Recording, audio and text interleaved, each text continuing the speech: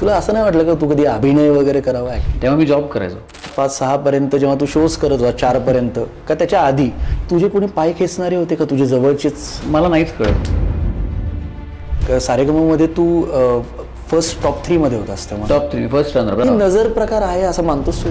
कारण नसताना सोशल मीडियावर पोस्ट करतो. 2007-8 पर्यंत, म्हणजे 2003, 4, 5, 6-7 वर्ष तू. तेव्हा मी जॉब करायचो. मी IT मध्ये इंजिनियर म्हणूनच होतो. त्या कालावधीमध्ये सेव्हिंग्स केले होते. उडतं कानावर पण आलं होतं की बहुतेक चॅनल मला नाही ठेवणार आहे. लोकांना ना आजकाल असं वाटतंय की म्युझिकल प्रोग्राम आणि नाटक जेव्हा तो ठिकठिकाणी होतो ना तेव्हाच त्याची किंमत कमी व्हायला लागते, असं माझं म्हणणं. परफॉर्मिंग आर्टमध्ये सर्वश्रेष्ठ कला ही गायन ही श्रेष्ठ कला मानली जाते. संजू या सिनेमासाठी तू गाणं गायलास. मला म्युझिक कंपोजरचा फोन आला, ते म्हणले की धवल आपलं गाणं फायनल. नमस्कार नमस्कार नमस्कार. समा जोशी प्रस्तुत मोकळ्या गप्पा mind meets mind in association with SD films, KK picture arts, powered by Suvidha Sankalp group सादर करत आहोत chitchat with Digvijay Joshi season 3. आणि आजच्या पॉडकास्टमध्ये, आजच्या इंटरव्ह्यू सेशनमध्ये आपल्यासोबत आपण ज्यांचा इंटरव्ह्यू घेणार आहोत ते म्हणजे सुप्रसिद्ध पार्श्वगायक धवल चांदवडकर. आणि आज त्यांच्याकडून आपण जाणून घेणार आहोत त्यांच्या जीवनाचा प्रवास. 2000 सालापासून त्यांनी गायन क्षेत्रात सुरुवात केली आणि मोठ्या मोठ्या कलावंतांबरोबर त्यांनी कामगिरी केली. भेटूयात धवल चांदवडकर यांना.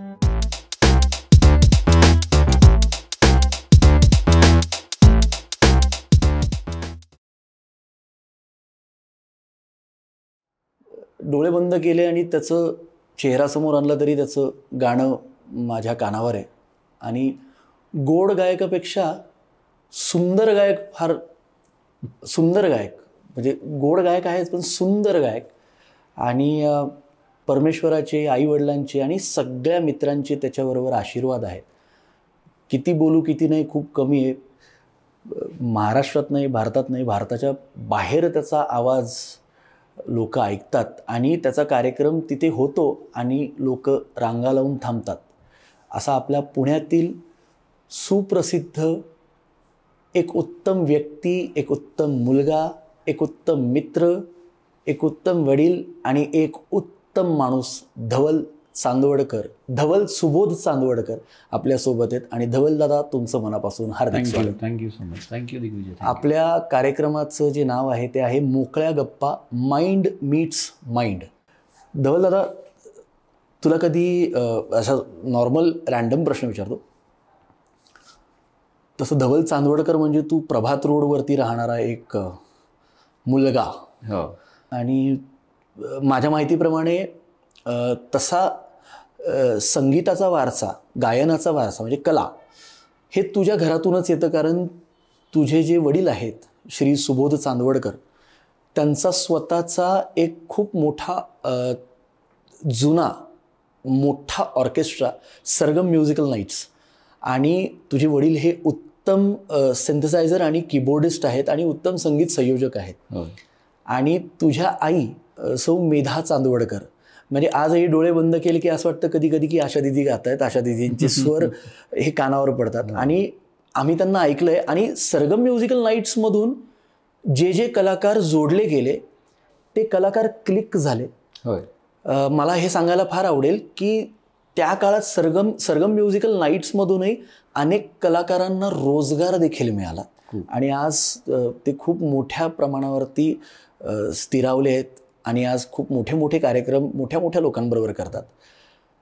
ह्या वारसा जो तुझ्याबरोबर लाभलेला आहे, तू ह्या घरातून येतोस, ते म्हणजे चांदवडकर घर. तर तू बरोबर उत्तम तेच फॉलो केलंस. पण तुझी सुरुवातीला जेव्हा हे तुझे आई वडील जेव्हा सगळे जे टूर्सला जायचे का कार्यक्रम असायचे का दौरे असायचे, पण दौरे म्हणून, तेव्हा तू काय करायचा घरीस?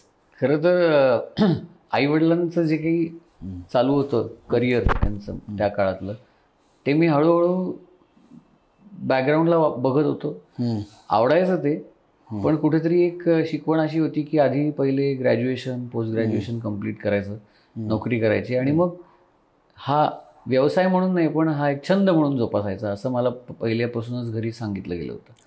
त्यामुळे मी ते कायम छंद म्हणूनच पुढे घेऊन जायचंय असं डोक्यात ठेवलं होतं. कोणी सांगितलं होतं हे तुला? दोघांनी, आई वडील दोघंही मला कायम हेच सांगायचं की गाणं कर, पण गाणं व्यवसाय म्हणून नको करू, गाणं हे छंद म्हणून ठेव. कारण त्यांना त्याच्यात हर्डल्स माहिती होते. हर्डल्स पण माहिती होते आणि त्याच्यातली अनसर्टनिटी पण माहिती होती, दोन्ही. त्यामुळे म्हणजे जसं आपल्याला लॉकडाऊन मध्ये कळालं सगळ्यांना. करेक्ट ते त्यांना तेव्हा माहिती होतं की हे ह्याचा पूर्णपणे कन्सिस्टंटली ह्याच्यातनं काम मिळेलच आणि पुढे ह्याचं काय फ्युचर आहे ह्याची त्यांनाही एक आई वडील म्हणून नॅचरली भीती असते, तशी त्यांना पण भीती होती तेव्हा.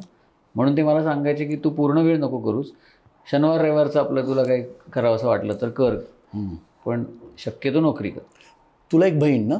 मला एक सख्खी लहान बहीण. तुला सख्खी लहान बहीण. म्हणजे तुम्हाला दोघांनाही याच्यातलीच आवड, म्हणजे तसं पाहायला गेलं तर. खरं तर ती पण अतिशय छान गाते, म्हणजे तिचं पण गाणं खूपच सुंदर आहे, आवाज चांगला आहे, आईसारखाच आवाज आहे. अरे वा. हां. मग तू लहानपणापासून म्हणजे तुझी ही इच्छा होती की तुला छंद म्हणून करायचा, पण घरातल्यांनी सांगितलं की बाबा ब्रेड बटरसाठी नोकरी फार गरजेची आहे. हो हो. पण तू ते ऐकलंस का? ऐकलं मी. ऑलमोस्ट 5 वर्ष त्यांचं ऐकलं. 5व्या वर्षी पेशन्स संपला. नाही, पण म्हणजे सुरुवात तुझी, मला एक सांग, मला तुला काहीतरी सांगायचं आहे की मला ना हा कानावरती नेहमी कसं हे येतं, म्हणजे तुझं इंट्रोडक्शन, म्हणजे तू कसा इंट्रोड्यूस झाला तर हे असं होतं का, सुहाने बेहतरीन नई रचनाओं को संग चलकर अपने अंदाज की धनी निर्माता निर्देशक हम संदीप पंचवाटकर आपके सामने पेश करते हैं म्युझिक इंडिया. खरंय खरं. तर म्युझिक इंडिया ह्या कार्यक्रमातून तू पदार्पण केलंस लाईव्ह शोज मध्ये? होय. ॲक्च्युली काय झालं, मला तो दिवस पण आठवतो जेव्हा मी घरी गाणं ऐकत होतो, घरी बसलो होतो आणि माझ्या आईला भेटायला संदीप पंचवाटकर आला होता आणि काहीतरी कुठल्या तरी कार्यक्रमाचंच डिस्कशन त्यांचं चाललं होतं आणि मी ते गाणं जे लावलं होतं ह्याच्यावर ऑडिओ, ते कॅसेट्स होती. तर ते ऐकताना मी पण गात होतो आणि गात असताना त्यांनी ऐकला. तो म्हणला की तू पण गातो का? मी म्हणलं हो गातो, पण असं काही खूप फुल टाईम असं काही मी करिअर बिरिअरच्या दृष्टीने नाही, मी आत्ता शिकतोय. आणि तेव्हा मी शिकायचो. बरं. आणि मग तो मला म्हणला की तू माझ्या कार्यक्रमात एखादं गाणं गायला ये. एखादंच? हां, एखादं गाणं, एखादंच. तेव्हा पहिल्यांदा आलो तेव्हा मी त्याच्याकडे सगळ्यात पहिलं गाणं जे गायलो ते पापा कहते गायलो होतं, आमिर खानचं. त्याच्यानंतर मग हळूहळू एकचं 2 झाली, 2ची 3 झाली. अच्छा. आणि मग नंतर त्याच्याकडे मग वाढत गेलं काम, वाढत गेलं. पण तो माणूस आहे ज्यांनी सगळ्यात पहिले मला स्टेजवर हातात माईक घेऊन सोलो सॉन्ग म्हणून संधी दिली. नाही, कारण बेसिकली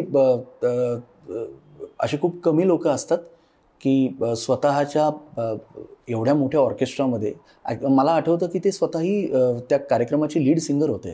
तेही गायचे, ते उत्तम गातात. अँकर पण उत्तमच आहे आणि तो गायचा पण खूपच छान गायचा.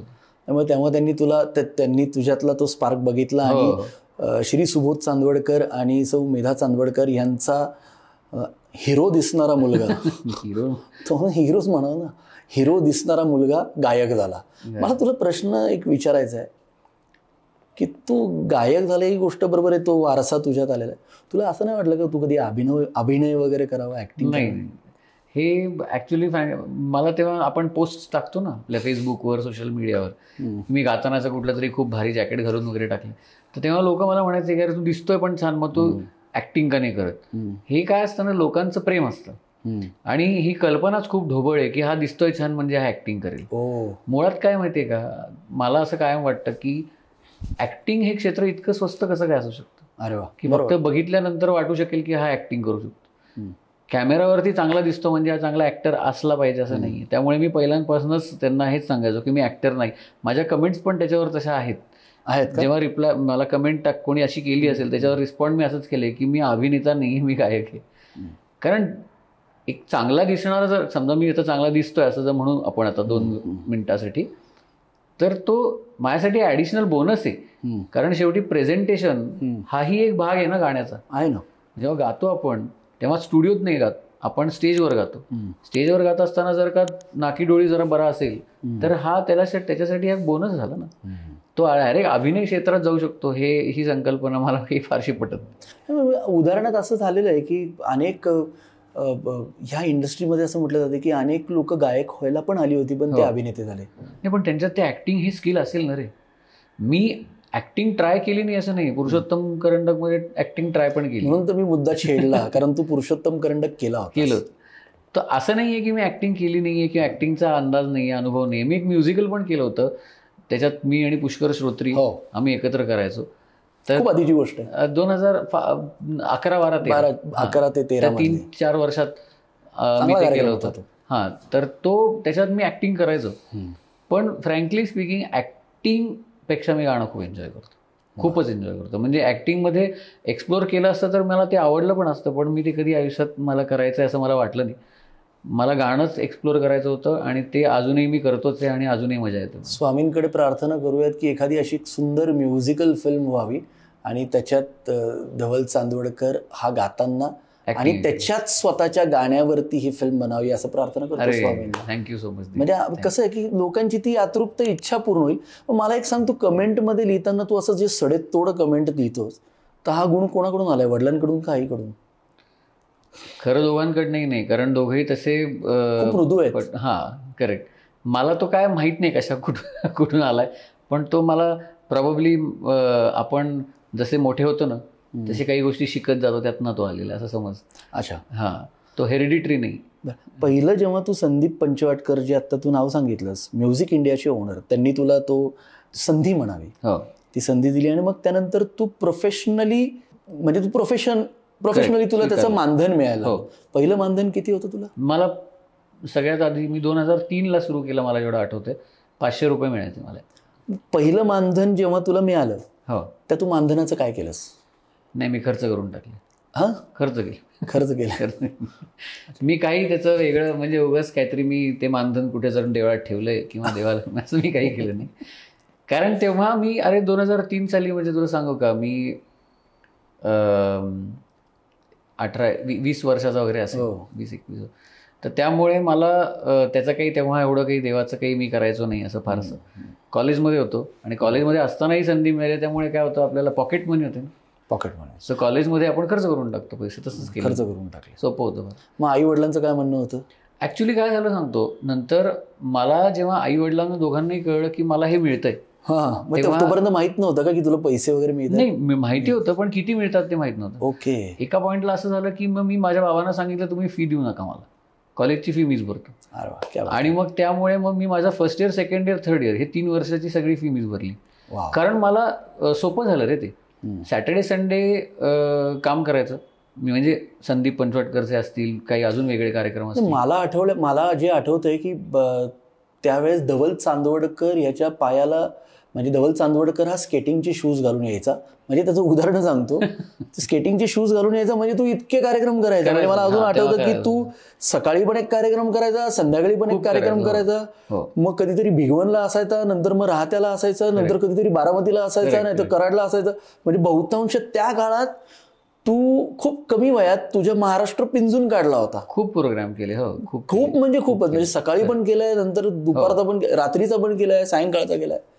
भरपूर असे तगड पैसे मिळत असतील तुला. नाही, तेव्हा जे मिळायचे तेवढे मिळत होते. आणि त्यांनी एक नक्की सांगितलं, कॉलेजची फी माझी निघाली सगळी. बाबांना म्हटलं, तुम्ही मला पैसेच देऊ नका. मग मला तेव्हा इंडिपेंडन्स लवकर आलं.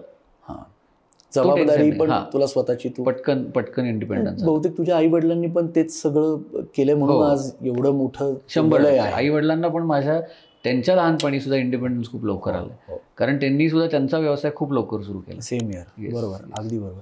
ह्या सगळ्या प्रवासातनं तू अनेक कार्यक्रम केले. मला अजून आठवतं की तुझा एक कार्यक्रम होता सुहाना मसालाचा, तेव्हा तू गायला होतास आणि उषा मंगेशकर तेव्हा होत्या.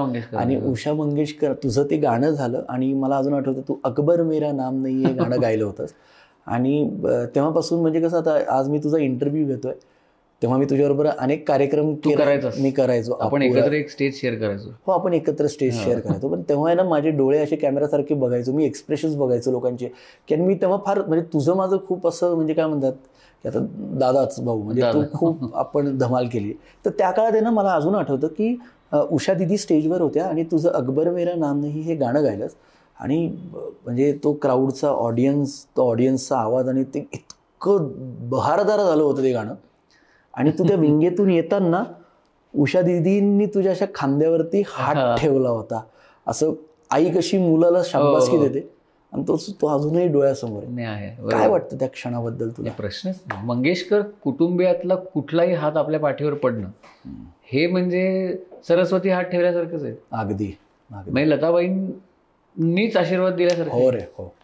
उषाबाई काही कमी नाहीत ना, त्या ग्रेटच, सगळे ग्रेटच आहेत. मंगेशकर पाचीच्या पाची ग्रेट आहेत. त्यामुळे हा सरस्वतीचा आशीर्वादच आहे 100%. हो ना, आम्ही मानतो. पण डेव्हलप होत गेलास तू त्याच्यातनं.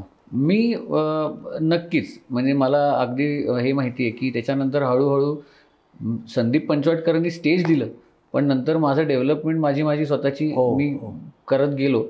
खूप लोकांचा ऐकतच म्हणजे बघून चांगल्या चांगल्या कलाकारांची ओळख झाली. नाही म्हणजे तेव्हा तुला आठवत असेल की त्या काळात 2003 मध्ये आपल्या म्युझिकल इंडस्ट्रीमधला एक अजून आत्ताचं खूप मोठं नाव आहे त्या व्यक्तीचं. त्याचं नाव आहे विजय गावंडे. हो. तर तो तेव्हा कीबोर्डिस्ट होता आणि आता तो आज देवा काळजी रे मोठा खूप मोठा संगीतकार आहे. म्हणजे त्याचं वलय खूप मोठं आहे. पण त्या पद्धतीने तूही स्वतःला ज्या पद्धतीने कॅरी केलंस, मला ह्या सगळ्या हा जो तुझा प्रवास आहे याच्यातला मला तो एक प्रश्न विचारायचा आहे की अनेक म्हणजे हा थोडासा वेगळा डिफरंट क्वेश्चन आहे, पण ऑर्केस्ट्रा हे म्हटलं की एक लोकांचं थिंकिंग असतं की अरे कलाकार खूप दारू पितात. काही लोकांचं त्या गोष्टीमुळे फार निगेटिव्ह वेमध्ये गेले, जे सगळ्यांनी पाहिलेलं आहे. ऑर्केस्ट्रा म्हटलं की मग ते सगळ्या गोष्टी आल्या. ती एक डार्क साईड आहे. बरोबर. खूप जण आपण असे पाहिलेत की ते मोठे चांगले कलावंत अल्कोहोल का हे सगळं जे दारू प्रकार ह्याच्यामुळे त्यांचं पूर्ण जीवन विस्कळीत झालं, एका निगेटिव्ह फेजमध्ये गेले, डिप्रेशनमध्ये गेले. तर त्या काळात तू विविध वेगवेगळ्या ठिकाणी शोज करायचा, तेव्हा असे काही लोक तुझ्यासोबत होते? खरं सांगायचं तर होते, आणि त्यांच्याकडनं जेवढं घ्यायचं तेवढंच मी घेतलं, आणि जे नाही घ्यायचे ते नाही घेतलं. तू अगदी एक गोष्ट खूप चांगलं बोललास की ह्या प्रकारामुळे किंवा अशा पद्धतीमुळे एक निगेटिव्ह शेड आलेली आहे ऑर्केस्ट्रा ह्या शब्दाला किंवा ह्या क्षेत्राला. आणि त्यामुळे ना थोडंसं वेगळ्या पद्धतीने पाहिलं जातं. त्याचं मलाही वाईट वाटतं खूप. पण बेसिकली काय आहे, त्याचं समर्थन मी करू शकत नाही, कारण ऑब्व्हियसली ते स्वतःचा एक चॉईस असतो की आपल्याला काय करायचं. आणि त्यामुळे काही लोकांनी तो चॉईस केला. मला नाही आवडलं ते, पण मी बघताना मग बघायचो की खूप लोक त्या अधीन जात आहेत. आणि ते गेल्यामुळे त्यांचं एवढं चांगलं करिअर झालं. तर खूप चांगले आर्टिस्ट होते, म्हणजे आपल्याच काळामध्ये आपण जेव्हा ते स्टेज शेअर करायचं तेव्हा अशक्य दर्जाचे आर्टिस्ट होते, पण ते नाही, ह्या प्रकारामुळे ते पुढे नाही जाऊ शकले. आणि मग त्यामुळे मलाही वाईट वाटतं. मला माझीही खूप जवळची काही मंडळी गेली आहेत, आपल्याच वाईट वाटतं, खूप वाईट. नाही पण ह्या काळात कसं असतं की दादा, जेव्हा आपण सगळ्यांनी पाहिले की एक मुलगा का एक मुलगी जेव्हा ह्या प्रवासात उत्तम कामगिरी करत असतो, आपण उत्तम कामगिरी, साधी कामगिरी नाही, उत्तम कामगिरी, म्हणजे तू गायन क्षेत्रात जेव्हा सुरुवात केली ॲज अ प्रोफेशनल सिंगर म्हणून, तर तेव्हा ती एक मोठी ताकद तुझ्यासोबत होती का, मोठी जबाबदारी तुझ्यासोबत होती. तर हे सगळं करत असताना जसं तुझं वलय वाढत गेलं, तुझा ऑरा वाढत गेला, त्या काळात तुझे कोणी पाय खेचणारे होते का, तुझे जवळचेच लोक? अरे अजूनही असतात. नाही त्या काळात तर होतेच, म्हणजे पण कसं मुद्दामून तुझ्याबद्दल बॅकबिचिंग करणे का तू? नाही कसं असतं दादा, हे झालेलं आहे. कारण काय असतं, मी त्या प्रश्नावरच स्थिर राहतो.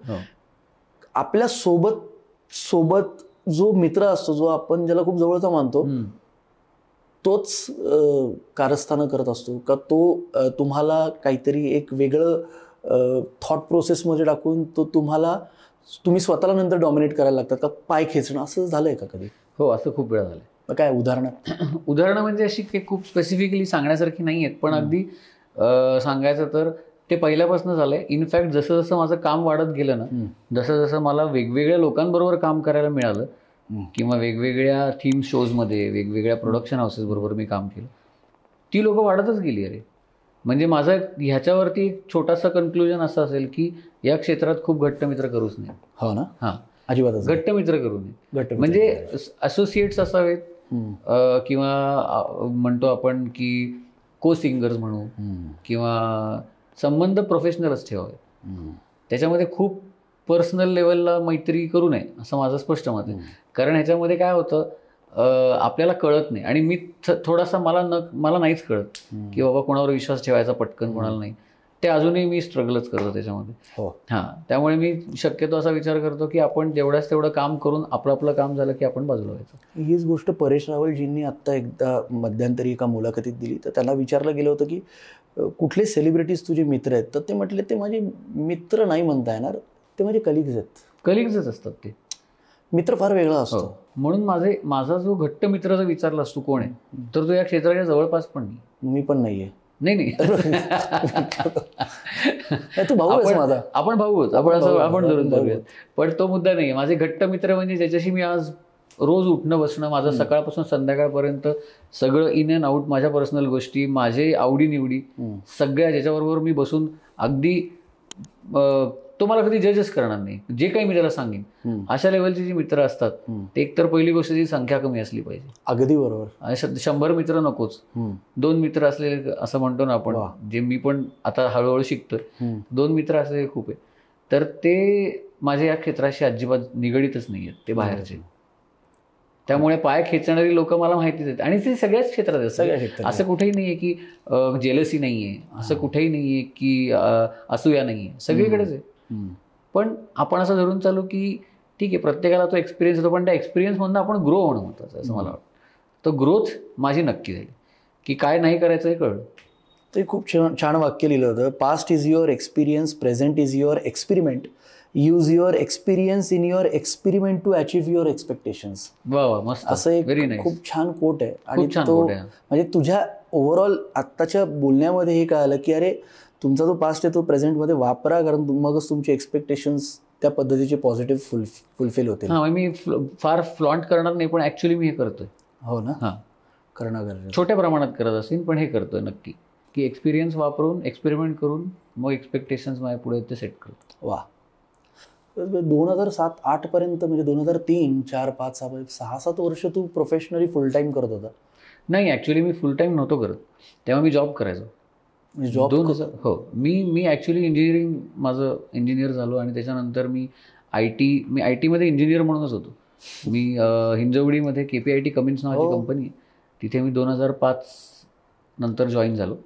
आणि त्याच्यानंतर 2010 पर्यंत मी 2007 पासून नाही 5. अरे बापरे, 2005 ते 2000. अरे हो, बरोबर. अनेक वेळा तुझ्यासाठी बस पण थांबलेली आहे पंचवाटकर सरांच्या लक्षात. मी कंपनीतलं काम करून वगैरे संपून यायचो, त्यामुळे कधी हायवेवरनं पण पिकअप केलं. करेक्ट असं पण झालंय. तसं बघायला तर तुझं वर्क 5 वर्षात आहे. मग त्यानंतर तू मग असं तुला नाही वाटलं की मग, कारण तू इंजिनिअरिंगमध्ये होतास, तर तुला असं नाही वाटलं की अरे आपण GRE करावी, त्यानंतर IELTS TOEFL करून ॲडमिशन काउन्सिलिंग घेऊन आपण आउट ऑफ इंडिया जावं, तिकडे शिकावं आणि तिकडे मग म्युझिकल करिअर करा? कारण असे अनेक लोक आहेत. बरं, मला एक कळत नाही की ह्या कलाक्षेत्रामध्ये अनेक मी इंजिनियर लोक बघितलेत, ते म्युझिक लाईनमध्ये खूप येते. काय भानगड काय म्हणजे? कारण त्याचा कंटाळा येतो. अरे, जो आर्टिस्ट असतो ना, तो फार मोनोटोनस काम करू शकत नाही. इंजिनिअरिंग किंवा कुठल्याही प्रकारचं जॉब किंवा कुठल्याही बँकेतली नोकरी म्हण, किंवा आर्किटेक्ट म्हण, किंवा इंजिनियर म्हण, किंवा मी डॉक्टर म्हणा नाही, डॉक्टर MBBS वगैरे ही खूप क्रिएटिव्ह काम आहेत ती, आणि ते खूप चॅलेंजिंग गोष्टी आहेत. मी त्याविषयी कमेंट नाही करणार, जबाबदारीचं काम आहे. पण ज्या नोकऱ्या आहेत ना, ह्या सर्व्हिस इंडस्ट्री जिथे आपण म्हणतो, ते मोनोटोनस. आणि आर्टिस्टचं मूळ हे मोनोटोनी जर यायला लागली ना, तर तो मुळातच आर्टिस्ट नाही. आर्टिस्ट हा एकतर ग्रो व्हायला पाहिजे, आणि तो ग्रोथ सकट तो चेंज ॲक्सेप्ट करत करत पुढे जायला पाहिजे. एक्झॅक्टली. तर ती ग्रोथ आपल्याला जॉब इंडस्ट्रीमध्ये तुम्ही अपडेट होणं गरजेचं आहे. अपडेट होणं बरोबर आहे, ते तर आहेच. पण 2 प्रकारचा ग्रोथ आहे दिग्विजय, मला असं वाटतं. आपण जेव्हा सर्व्हिस इंडस्ट्री क्षेत्रात काम करतो ना, तेव्हा फक्त एकच प्रकारची ग्रोथ होत असते, ती म्हणजे व्हर्टिकल. पण आर्टिस्टची व्हर्टिकल आणि हॉरिझॉन्टल दोन्ही ग्रोथ व्हायला पाहिजे. ती आर्टिस्ट म्हणूनच त्याची एक ओळख आहे. जर का तुझी हॉरिझॉन्टल ग्रोथ होत नसेल आणि तुझी फक्त व्हर्टिकल ग्रोथ होत असेल, तर ती कुठेतरी थांबणार आहे. म्हणजे बघ, आता मला असं सुचलं की अशी सरळ लाईन असेल तर माणूस मेला ना. कलाकार असा असतो बघ. खरंच आहे. बरोबर ना? खरंच आहे, खरंच आहे. बरोबर ना? अगदी ना. जेव्हा असं होतं तेव्हा तो संपलेलं आहे. कलाकार हा असा असतो. Correct correct. बघ ना तू, म्हणूनच इंजिनियर्स, आणि तू म्हणलास तोच प्रश्नाचं उत्तर आहे की ती इंजिनियर्स किंवा खूप खूप चांगले अकॅडमिकली पुढे गेलेले लोक सुद्धा या आर्ट फील्डमध्ये आहेत. इथे पण खूप मोठं नाव त्यांनी केलेलं आहे, खूपच मोठी नाव आहेत रे, असं काही नाही. मोठे डॉक्टर झालेले सुद्धा इथे या आणि अभिनेते पण आहेत, उदाहरण आहेत एक्झॅक्टली एक्झॅक्टली. हे सगळं 2005 ते 2011 पर्यंत तू हे सगळं तामझाम केला. 5-6 वर्ष जॉब केला. अरे बापरे. जवळजवळ. हो. आणि फुल टाइम सकाळी 7:30 वाजता जाऊन बसच्या स्टॉपला उभं राहायचं, तिकडनं बस, तेव्हा बस यायच्या तुम्हाला इंदवडीला जायचं. माझ्या कॅब्स वगैरे हा प्रकार जास्त नाही, कॅब नव्हतेच तेव्हा, बसच होत्या, मोठी बस असायची वगैरे. फार खूपच सिनियर असेल कोणी तर त्याला कॅब, नाहीतर आमच्यासारखे सगळे बसनी जायचे. आणि परत 5 वाजता बरोबर. 4 कुठे 9 रात्री. नाही, कारण आता IT पार्कचं 5:50 नाही, माझी 6:30ला बस असायची. ऍक्च्युली जॉब 6:30ला संपायचा, त्याच्यानंतर यायला तिकडनं 1.5-2 तास ट्रॅफिक मधनं. सो घरी पोचायला मला 9 वाजायचे. मग शो असायची तेव्हा कसं मॅनेज? फक्त सॅटर्डे संडे. मी वीकडेला शोच करू शकायचो नाही, आणि जर वीकडेला शो करायचे असतील तर मग मला स्पेशली परमिशन घेऊन मग लवकर निघून वगैरे हे सगळं करायला लागेल. त्या काळात असं कधी झालं का की तू आता हे पूर्ण सोमवार ते शुक्रवार तुझ्या काय म्हणतात त्याला आपण, तुझ्या जॉबची मालिका चालू असायची, मालिकाच म्हणूयात आपण त्याला, मंडे टू फ्रायडे. आईवडिलांच्या गुणी बाळांनी ऐकलं की नाही बाबा, आई बाबा म्हणतात, आणि ते तू तुझ्या पद्धतीने चूज केलं. तर सोमवार ते शुक्रवारमध्ये असं कधी घडलं का की तुझ्या जीवनात एक असा प्रसंग आला आणि त्या दिवशी एक खूप मोठ्या माणसाबरोबर तो कार्यक्रम असेल का, खूप मोठं, म्हणजे ज्याला आपण म्हणजे आता समजा सुरेश वाडकरजी समोर आले आणि त्यांच्याबरोबर तुला गायन सेवा सादर करण्याची संधी मिळते का, कोणी XYZ मोठे कला, तर सोमवार ते शुक्रवारमध्ये असं कधी घडलं का की असा मोठा कार्यक्रम आलाय पण तुला जाता नाही आलं? हो, झालं. एक सुदेश भोसलेचा कार्यक्रम होता. ऐक, आणि सुदेश भोसले तेव्हा खूप पॉप्युलर, आता पण खूप ग्रेट म्हणतात, लेजंडच आहे तो माणूस. पण तेव्हा त्याचा एका प्रोग्रामसाठी मला गायला बोलवलं होतं, आणि तो गुरुवार शुक्रवार काहीतरी होता. अरे देवा. आणि मी ऑफिसमध्ये माझ्या काही कमिटमेंट्स असल्यामुळे मला नाही जाता आलं. तो खूप वाईट वाटलं तेव्हा मला. वाईट वाटलं. सुदेश भोसलेचा म्हणजे त्याला भेटायला मिळेल अशी संधी होती ना माझ्यासाठी, पहिल्यांदा गायचं. एक्झॅक्टली, ते स्टेज शेअर करायचं नाही मिळालं म्हणून. सो अनफॉर्च्युनेट होतं. असं झालंय, बऱ्याचदा झालंय. बऱ्याचदा. मग तू जॉब सोडला का नंतर? सोडला. 2010ला मला सारेगमप झी मराठीने फोन केला आणि त्यांनी सांगितलं की ते निवडक काही ऐकिवात जे चांगले गायक आहेत त्यांना बोलवून एक शेड्यूल करतायत. हो. ओपन ऑडिशन नाही आहेत, फक्त काही ठराविक इन्व्हायटीज ज्यांचे ऑडिशन्स, फायनल ऑडिशन्स घेतले जातील आणि त्याच्यातनं ते शेड्यूल पुढे करणार होते. आणि मग तेव्हा मी खरं तर तो एक करेजियस डिसिजन घेतला जेव्हा मी ठरवलं की जॉब सोडायचा. तेव्हा मी तुम्हाला सगळ्यांना सांगेल, त्याचे सगळे माझ्याकडे फोटोज आहेत, पण आता आपण काय दाखवणार, पण तेव्हाचाही धवल चांदवडकर म्हणजे धवल दादाचे फोटोज आम्ही तुम्हाला दाखवूयात. खूप भारी फोटोज. आणि त्या कार्यक्रमात त्याचे घरातले पण बसलेले आहेत, तेही एन्जॉय करतायत. तेव्हा आम्हाला अजून आठवतं की तेव्हा त्याचा तो एक एपिसोड शूट होऊन आला होता पहिला. तर धवल दादा गातोय, त्याचे वडील असे टाळ्या वाजवत आहेत, आणि त्या क्षणाला ना श्री सुबोध चांदवडकर यांचे मी डोळे पाहिले. मी त्यांच्या डोळ्याकडे बघतो. मी तुला म्हटलं मला निरीक्षण करायला खूप आवडतं. ॲक्शन्स आणि रिॲक्शन्सवरती आयुष्य असतं. आणि तू गात असताना मी त्यांचे डोळे बघितले, असं मी डोळ्याकडे शांत होणार. मी त्यांना फोन केला. तुला माहीत नाही, तू यायच्या आधी पण माझा त्यांच्याशी फोन झाला, पण त्यांनी उचलला नाही, काय कारण असतो. मी त्यांना फोन करणार आहे थोड्या वेळात. तर त्यांना मी फोन केला आणि मी म्हटलो, काका अहो धवल दादा. हां मग काय गायला डिगू. म्हटलो काका फार बरं वाटतंय. म्हटलं कसं वाटलं तुम्हाला? ते निशब्द होते. तू तुझ्या वडिलांना अशी घट्ट मिठी मारलीस का कधी? कार्यक्रम तो जेव्हा फिनाले झाला ना, ग्रँड फिनाले, तेव्हा मारली. काय म्हटली बाबा? नाही, ते ऍक्च्युली मला म्हणायची गरज, ते ऍक्च्युली कॅमेरा समोरच म्हटले.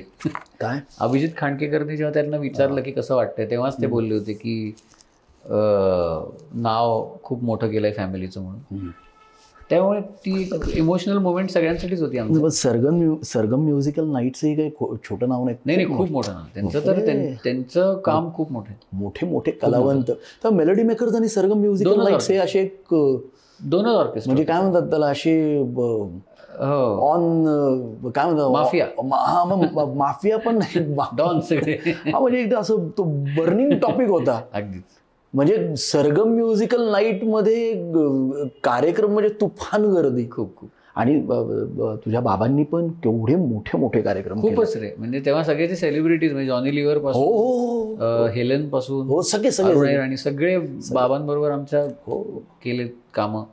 तेच आशीर्वाद तुझ्यावर. हो आहेत खरंच. म्हणजे तू 2011ला जॉब सोडलास आणि मग तू फुल टायमर झालास.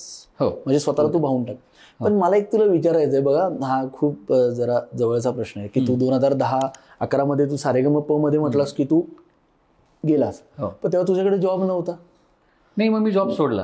पण म्हणजे तुझ्याकडे जॉब नव्हता. हो तू जॉब सोडला म्हणजे तू जॉबलेस झाला. कम्प्लीट. बरोबर ना. करेक्ट.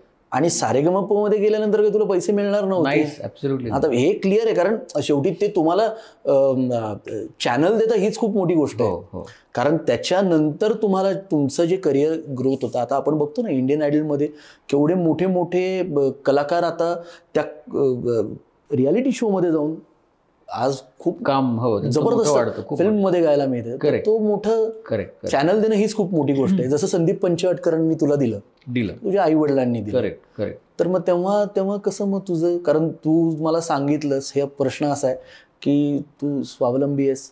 जेव्हा 2003 ते 2005-6 पर्यंत जेव्हा तू शोज करत होता, 4 पर्यंत का त्याच्या आधी, तेव्हा तू तुझ्या कॉलेजची फी भरलीस असं म्हटलं. मी वडिलांकडून एकही रुपया नाही घेतला. करेक्ट. मग त्या कालावधीमध्ये काय काय सेव्हिंग्स केले होते? सांगतो आता. हे मी ऍक्च्युली कुठे कॅमेरावर बोललो नाही, आणि खरं तर मी ज्यांच्याविषयी बोलीन त्यांना ते आवडणार नाही ऐकायला, पण तरी मी सांगतो की ही प्राऊड मोमेंट आहे खरं त्यांच्यासाठी. पण मी 2011ला जेव्हा सारेगमाला गेलो तेव्हा 5-6 वर्षाचं जे काही सेव्हिंग होतं ते होतंच माझं, जे मी करायचो. अर्थात मी म्हटलं तसं सेव्हिंग करायचो म्हणजे माझं सेव्हिंग एवढंच असेल पैसे. आजही मी तसाच करतो. हा धनुरास का तुझी? हो धनुरास. नाही जस्ट त्यामुळे खर्च करतो मी, व्यवस्थित खर्च करतो. पण तेव्हा मी 2011ला जेव्हा जॉब सोडला तेव्हा जॉब सोडताना माझा एक बॉस आहे माझ्या कंपनीत, जो बॉस होता माझा, तो मला म्हटला की तू जॉब सोडणार, तुला ते पैसे देणार आहेत का? जी टीव्ही वाले. मी म्हणलं मी पैसे तर नाही देणार आहेत. तेव्हा ते म्हणले की मग तू काय करणार, मग तुझं खाणार पिणार काय, तू तिथे जाऊन राहणार कसा, कुठे राहणार, सगळा प्रश्न तो मेजर होता माझ्यासाठी. मग तो जो माणूस होता, जो माझा बॉस ज्याला मी म्हणतो आता, तोच he is like a godfather. Okay. तो माणूस म्हणला की मी पण तुझ्याबरोबर बाहेर पडतोच एनिवेज कंपनीतून, आणि मी माझी स्वतःची कंपनी सुरू करतोय. तर तू माझ्या कंपनीत एम्प्लॉई म्हणून ये थोडे दिवस, आणि मी तुला दर महिन्याला पगार देत राहतो, आणि तू तुझं सारेगमपचं शेड्यूल चालू ठेव, तुला जसं जमेल तसं ये आणि काम कर. तर मी म्हटलं की पण मला गॅरंटी नाही म्हणजे मी कधी येऊ शकेन, कारण मुंबईत गेल्यावर सारेगमपचं जेव्हा शेड्यूल सुरू होतं तेव्हा तुझे प्रॅक्टिस सेशन्स असतात, त्यांचं मेंटरिंग असतं, मग तुमचं शूटिंगचा दिवस असतो, मग त्याच्या पुढे प्रमोशन पण असतं.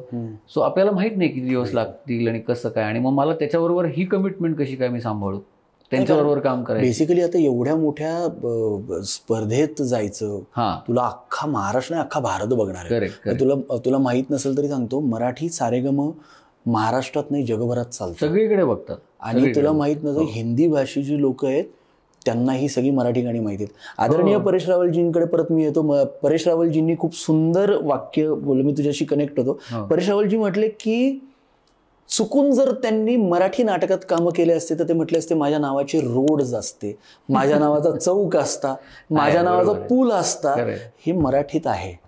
आणि म्हणजे का कनेक्ट होतोय तुझ्याशी त्या प्रश्नावरती की जेव्हा म्हणजे बघ ना, मला आनंद या गोष्टीचा होतोय की ॲक्च्युली आपण देवाला शोधत असतो पण आपल्याला माहित नाही की देव आपल्या सोबतच असतो.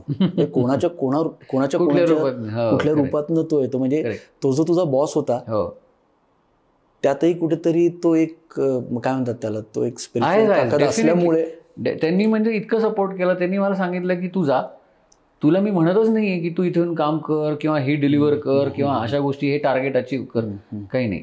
तू जा, तू तिथं ते कर, तुझं पॅशन आहे ते दिसतंय, तू जाऊन कर. इच्छा आहे काय संबंध तुझ्याशी एवढं सगळं? नाही म्हणजे मला तसे ते आमचं रिलेशन चांगलं असायचं, पण मला हे नव्हतं एक्सपेक्टेड की ते असं काहीतरी बोलतील. आणि मग मी म्हटलं नक्की का, त्यांचं नाव आहे विकास. त्यानं विकासजी आपको बहुत बहुत धन्यवाद. विकास काय नाव आहे? विकास देवधर. कुठले आहेत ते? ते इथे पुण्यात कोथरूडला त्यांची स्वतःची. विकासजी देवधर सर, आपल्याला तुम्ही नक्की पाहत असाल, तुम्ही आम्हाला पाहताय तर धवल चांदवडकर दादांच्या मार्फत तुम्हाला खूप खूप धन्यवाद. आणि तुमच्यासारखे अशी लोक अनेक कलाकारांसोबत असली पाहिजे, हे जिवंत उदाहरण तुम्ही आहात. आणि यांनी पहिल्या पॉडकास्टमध्ये त्यांचं नाव घेतलंय, तर थँक्यू व्हेरी मच सर. आणि मग नंतर त्यांनी मला ज्या पगाराला मी जॉब सोडला तोच पगार कंटिन्यू करून त्यांनी सांगितलं की हे मी तुला दर महिन्याला देतो, लागले तर ठेव आणि नाही लागले तर ठेव परत. तर मी दर महिन्याला, मला म्हणलं ना स्वामी कृपा होती त्यामुळे मला ते ठेवून घ्यायला लागले नाहीत पैसे. दर महिन्याला जेव्हा 1 तारखेला ते जमा करायचे, त्या महिन्याच्या शेवटाला मी जाऊन त्यांना परत द्यायचो. असं करत करत शेवटपर्यंत आम्ही तो तरी 3 वर्ष त्यांनी हे केलं, जवळजवळ 2013 पर्यंत. तरी मला जाताना त्यांचा नंबर देऊन आता माहित नाही, आता रिटायर संपर्कात आहेस त्यांच्या? आहे अगदी व्यवस्थित. ते म्हणलं ना, ते माझे गॉडफादर आहेत, तर त्यामुळे त्यांनी खूप सपोर्ट केला तेव्हा.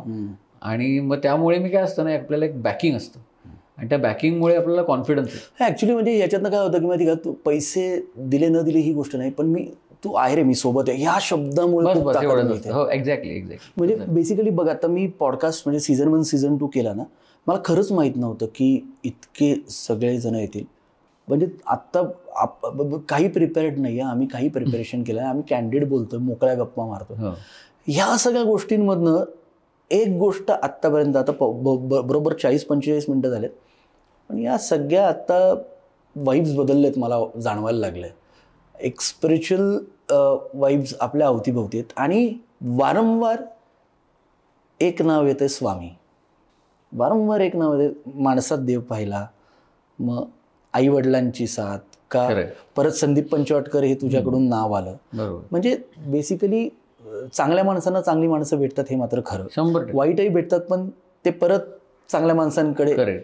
तर हे सगळं स्वामी काय, म्हणजे तुझ्यासाठी काय आहेत स्वामी? खरं तर मी खूप स्पिरिच्युअली बोलीन असं मला वाटत नाही, पण स्पिरिच्युअलिटी माझ्यासाठी खरंच तू म्हणलास तसं चांगली माणसं भेटणं हीच आहे. आज चांगली माणसं आपल्याला भेटतात कारण आपण काहीतरी चांगलं केलेलं आहे. बरोबर आहे. आणि आपलं इंटेन्शन पण चांगलं करण्याचं आहे, फक्त केलंय नाही, आपलं पुढचं पण इंटेन्शन, आपल्याला जे काही हवंय ते आपल्याला चांगलं काहीतरी करायचं आहे. आणि आजपर्यंत खरंच मला चांगलीच लोकं भेटत गेली आहेत.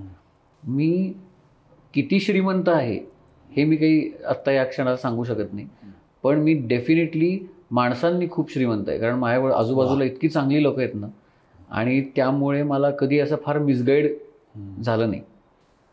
प्रसंग येत असतात, एक्सपिरियन्सेस असतात, वाईट लोक तू म्हणलास तसं येऊन जातात, काही वाईट एक्सपिरियन्सेस येऊन जातात, पण इमिडिएटली ते गेल्यानंतर त्याची पूर्तता करायला आपल्याला चांगली माणसं इमिडिएटली समोर उभी राहिलेली असतात.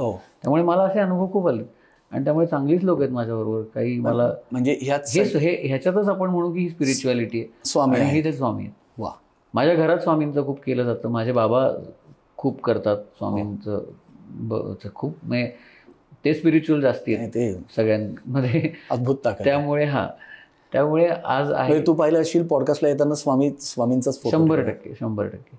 आणि त्यामुळे मला आत्तापर्यंत किती स्ट्रगल आलं ना तरी लगेच उत्तर मिळालेलं असतं. काही चॅलेंजेस असतील तरी इमिडिएटली त्याचा आन्सर मिळतो आणि त्यातनं तू बाहेर पडतो कुठल्याही चॅलेंज आणि प्रॉब्लेममध्ये. हो. तर म्हणजे मग 2000 सारेगममध्ये तू फर्स्ट टॉप 3 मध्ये होतास तेव्हा? Top 3 first runner. माझे सारेगमपाचे पण चॅलेंजेस एवढे, माझे केवढे चॅलेंजेस आहेत. सारेगमपाला सेकंड एपिसोडला मला बाहेर जाईन असंच होतं. हो. मी निघणारच होतो, कारण मला असं वाटत होतं की मला ते काढणार आहेत किंवा आता मला चॅनल ठेवणार नाहीये. आणि माझ्या उडतं कानावर पण आलं होतं की बहुतेक चॅनल मला नाही ठेवणार आहे सेकंड एपिसोडला. पण का? कारण त्यांना कसं असतं, एक लक्षात घे, तुला माहिती आहे सगळं की झी किंवा कुठलंही चॅनल म्हणतो आपण, त्यांना ना काहीतरी असं हवं असतं ज्यातून त्यांना TRP घेता येईल, जास्तीत जास्त काय सेल करता येईल. तर मग मे बी त्यांना सुरुवातीला वाटलं नाही की माझ्याकडनं काही त्यांना सेलिंग पॉईंट मिळेल किंवा सेलिंग एलिमेंट मिळेल. तू हे ऑन कॅमेरा बोलतो? हो, पण हे जगजाहीर आहे, ही फॅक्ट आहे. ही मोठे सारेगमपला आणि इंडियन आयडलला आणि ह्याच्यात बसलेले जजेस बोललेले. सो याच्यात मी काही फार वेगळं बोलत असं नाही. तुझ्याकडे टीआरपी काय नव्हता म्हणजे तुला काय असं नाही. टीआरपी म्हणजे त्यांना सुरुवातीला वाटलं नाही की प्रॉब्लेम मी खूप काही देऊ शकेन. मला असं वाटतं की त्यांना तुला ऍक्टर बनवायचं होतं. माहीत नाही. पण मी त्यांना मग नंतर कसं झालं, एक अवघड गाणं चॅलेंज म्हणून दिलं गेलं मला. काय होतं ते तेव्हा ते खूप माझ्या प्रकृतीच्या आणि माझ्या गाण्याच्या विरुद्ध होतं. प्रकृती म्हणजे गायन शैली असते ना, गाण्याची प्रकृती असते, त्याच्या विरुद्ध. म्हणजे मी खूप सॉफ्ट स्टाईलचा सिंगर आहे. मी त्याच्याकडे येणार. सिंगिंग स्टाईल वेगळी आहे माझी. आणि एकदम विरुद्ध शैलीचं गाणं म्हणजे फोक किंवा लोकसंगीतचा बाज होतं ते गाणं. ते एक मला आठवतं, वाघ्या मुरळी म्हणतात ज्याला, बरोबर, ती काठीनं घोंगडं घेऊ दा की तेव्हा तो थोडासा परफॉर्मन्स मला अजूनही आठवतो. तर तेव्हा आणि तो सगळा तो सेटअप होता का काहीतरी मला आठवत नाही. मागे सेटअप केला होता, पण तेव्हा मला ते टिपिकल धोतर बितर घालून हे केलं होतं. आणि अजय अतुल जज होते. हो. सो अजय दादानी माझा चेहरा बघितला आणि तो बघून वर आला. काय म्हणला, का घाबरलायस तू? मग मी म्हटलं की मला असं गाणं दिलंय की जे गाणं मला बहुतेक गाता येईल की नाही, मी आपलं प्रॅक्टिस करून आलोय. अच्छा, म्हणजे तो तुझा बाजच नाही. अच्छा. तर मग अजय दादा म्हणला की तू काय कर, डोळे मिटून जे बसवून आलायस ना, बिंदास गा, घाबरू नको. आणि काय माहिती, तेव्हा त्या पॉइंटला मी ते गायलो आणि ते सॉन्ग ऑफ द एपिसोड झालं. बरोबर. आणि त्याच्यानंतर मग इक्वेशन्स बदलल्या. मग हळूहळू मग मी खूप एक्सपेरिमेंट केले. अरे मी सारेगामापामध्ये पूर्ण एका बाईच्या वेशात येऊन आखेसी दिलगी सारखं गाणं किशोर कुमारच्या आवाजातलं गायलं, पूर्ण फिमेल व्हॉइस मधलं. मी एकदा एका एपिसोडला पूर्ण चेहरा रंगून मेरा नाम जोकरचा एक एपिसोड केलाय ज्याच्यामध्ये. सो मग नंतर माझ्यावर खूप एक्सपेरिमेंट झाले. रे ऍक्च्युली आता जर परत मराठीत अशीही बनवा बनवी वगैरे 2 आला तर त्याच्यात तुला सचिन पिळगावकर घेतील म्हणून. मी आहे तसं चांगलं. मग तू अभिनय करावं हे तर मी नक्की करून राहणार आहे. बघ येत्या काळात काहीतरी पण करणार आहे. तूच कर, काहीतरी बनव आणि छान आपण करू. सुबोध काकांना फायनान्स करायला सांगू. म्हणजे तो 2011 झाला. मग त्यानंतर तू रनर अप होतास. विश्वजित बोरवणकर सीझन जिंकला. बरोबर. आणि इमिडिएटली मी होतो. मग प्रसेनजित कोसंबी माझ्याबरोबर होता. हो. सो आम्ही तिघं होतो. मग सावनी रवींद्र होती, नेहा वर्मा होती. असे 5-6 जण, दीपिका जोग. त्यानंतर परत दुसऱ्यांदा पण तू सारेगमप केलास? नाही, त्याच्या आधी एक मी सारेगमप केलं होतं. तेव्हा मी जरा लहान होतो. 2006 नाही, त्याच्या सॉरी 2001-2 वगैरे. हो बरोबर. तेव्हा मुकुंद फणसळकर होता. बरोबर. अँकर. आणि तेव्हा तर सारेगमप केला तो मी सेमीफायनलिस्ट होतो. तू ते बालगटात वगैरे तसं काय होतं? तसं म्हणायला हरकत नाही. बालगट नव्हतं, पण अगदी लहानच होतो. म्हणजे 2001 म्हणजे खरी सुरुवात तुझी तेव्हाच झाली. तेव्हा मी कॅमेराला पहिल्यांदा फेस केलं. मला एक तुला असं विचारायचं आहे की आताच्या काळात जेवढे रियालिटी शोज आहेत, मेनी रियालिटी शोज, बरोबर, लाईक इंडियन आयडल, सारेगमप, सगळेच येत आहेत. तर एक गोष्ट मी आता बघितली की आत्ता कुठलाही नवोदित गायक त्या शोमध्ये पार्टिसिपेट करतो आणि मग त्याचं सगळं बॅकग्राऊंड दाखवलं जातं. जसं तू मगाशी म्हटलास की तुला ते TRP वगैरे, तर ठीक आहे आता ते, पण त्याच्यातून खूप उत्तम त्यांच्याकडून ते करून घेतात. खूप सारे मेंटर्स असतात, ज्युरीज असतात, का त्यांच्याबरोबर प्रशिक्षक पण असतात, शिकवणारे असतात, त्यांना ती स्टाईल समजते, ॲडॅप्ट करतात. गाणं शिकत नाही, गाणं समजतात. बरोबर. तुझ्या बोलण्यातनं आत्तापर्यंत मला एवढंच कळतंय की तू संगीत शिकला नाही, तू संगीत समजलायस. समजणं फार महत्वाचं असतं. समजणं फार महत्वाचं असतं. उतरणं समजणं फार महत्वाचं. समजणं. म्हणून आपण म्हणतो ना, रे हा समजूतदार माणूस आहे, हा समजूतदार गायक आहे, हा ताकदीचा गायक आहे. तर असे हे जे सगळे कलावंत आहेत, मी पाहिलं आता येत्या 2-4 वर्षात आहे ना, 4-5 वर्षात, म्हणजे इंडियन आयडलचं पहिला इंडियन आयडल होता अभिजित सावंत. त्यांनी आत्ताच मध्यंतरी पॉडकास्टमध्ये सांगितलं की 17-18 वर्ष का 20 वर्ष तो आपल्या वेळेसच 2004ला, तुला आठवत असेल, 2004-05. आणि मी तुला नेहमी म्हणायचो की अरे धवल दादा, तू काय इंडियन आयडल करत नाही, तू काय. तर तेव्हा मला अजून आठवतं, माझी मेमरी शार्प आहे, बालगंधर्वच्या गेटवर म्हटलं होतं की अरे ते खूप ताकदीचे गायक आहेत, दिग्या, असं नसतं. म्हटलं अरे पण तू ताकदीचा गायक आहेस, कारण मी तुझं सगळी गाणी त्या काळात, तुझं ते कल हो ना होची फिल्म, अरे ते काय गातोस तू गाणं, म्हणजे अजूनही मी ते गायला लावणार आहे तुला ऑन कॅमेरा. तर हे सगळं होत असताना मी बघितलं आत्ताच्या रिसेंटली काळात की हे सगळे जे कलावंत येतात त्याच्यात रनरअप होतात का, मग त्या स्टेजेसप्रमाणे एक एक एलिमिनेट होतो. पण यार त्यांना लगेच फिल्म्स वगैरे मिळतात रे, हो म्हणजे जबरदस्त फिल्म्स मिळतात. हिमेश रेशमिया जी आहेत तर ते प्रत्येक गायकाला घेऊन एक अल्बम करतातच, एक सोलो सॉन्ग करतात. आणि आता मी बघितलं, म्हणजे खूप मोठी गोष्ट आहे की त्यांना कुठल्या कार्यक्रमाला बोलवायचं तर प्रत्येका प्रोड्युसरला का जे थिएटर शोज करतात त्यांना पहिला त्यांचा खिसा बघावा लागतो. खूप आवाढव्य रेट झालेत. आणि फिल्मचंही करतात, तू बघतोयस आता तुझ्यासमोर. मग 2011 साली तू सारेगमप केलास तेव्हा एवढे मोठे मोठे जजेस तुझ्यासमोर होते, म्हणजे अख्खी म्युझिक इंडस्ट्रीज तुम्हाला जज करत होती. तू आता अजय अतुल सरांचं नाव घेतलं. मग तेव्हा त्या काळात, म्हणजे आता हे जसं फटकन, म्हणजे आज इंडियन आयडल झाला, दुसऱ्या महिन्यात तुला त्याची फिल्ममध्ये प्लेबॅक झालेला दिसतो. अरिजित सिंग मोठं उदाहरण आहे तुझ्यासमोर. फेम गुरुकुल मधनं आला आणि आज द अरिजीत सिंग. अरिजीत जी आप अगर सुन रहे होगे तो आपको बहुत बहुत धन्यवाद. मैं आप तक ये बिल्कुल पहुंचाऊंगा क्योंकि शाहिद मालिया जी ने मुझे ये कहा था और आपकी भी जर्नी में थोड़ी सी बताने वाला हूँ इनको. अरिजित सिंग हे प्रीतमदांकडे प्रोग्रामर म्हणून लागले होते आणि त्याच्याबरोबर साथ दिली होती शाहिद मालियांनी. अच्छा. सो तो मोठा किस्सा आहे. आणि आता ते कोलकात्यात असतात. तर त्यांना कसं मिळालं, तसं तुला 2011 मध्ये असे एवढे जजेस होते, तर तुला असं फिल्म, म्हणजे मला असं वाटतंय ते काय ना, ते आता मी परत म्हणेन की याचं काही खूप मोठं उत्तर नाही आहे. हे it is all about your destiny. आणि तुम्ही ते त्या वेळेला ती संधी जशी मिळत जाईल प्रत्येकाला. आता असं नाही आहे की प्रत्येकालाच, माझ्याबरोबर सगळेच चांगले गायक होते. मी तुला म्हणलं तसं की आमचं शेड्यूल ओपन शेड्यूल नव्हतं. आमचं शेड्यूल हे निवडक गायकांचं शेड्यूल होतं की शोधून गायक आणले होते. पण त्यामुळे मोठे जजेस होते ना रे. हो, नाही 100% होते. पण कसं असतं रे की असं नाही आहे की मी अजय अतुल बरोबर काम केलं नाही. रादर मला खूप अपॉर्च्युनिटीज खूप चांगल्या मिळाल्या त्यांच्याबरोबर. त्यांच्याबरोबर लाईव्ह शोज करायला मिळाले. त्याच्यानंतर त्यांच्या रेकॉर्डिंगला त्या काळात त्यांनी जे फिल्म्स केल्या जेवढ्या, त्यात तू ब्रदर्स नावाची एक फिल्म आली होती, त्यात PK नावाची फिल्म आली होती, नंतर अग्निपथ होती. आणि हे सगळे जे फिल्म्स होत्या त्याच्यात आम्ही जे त्यांचे लाडके गायक म्हणता येतील, आम्ही एक 5-6 जे आवडते गायक होतो त्यांचे, आम्ही सगळ्यांनी त्या फिल्म्सला बॅकिंग केलेलं. सगळ्या फिल्म्सला बॅकिंग वोकल्स. म्हणजे रादर इव्हन सैराटपर्यंत असं म्हणायला हरकत नाही की भरपूर फिल्म्सला आम्हाला बॅकिंग वोकल्स करायची संधी मिळाली. कसं होतं की अर्थात आमच्याबरोबर जे ते लीड सिंगर जे होते ते सगळेच मोठी नाव होते. मी श्रेया घोषाल असेल, सोनू निगम असेल, कुणाल गांजावाला असेल किंवा शंकरजी असतील. सोनूजींना भेटलास?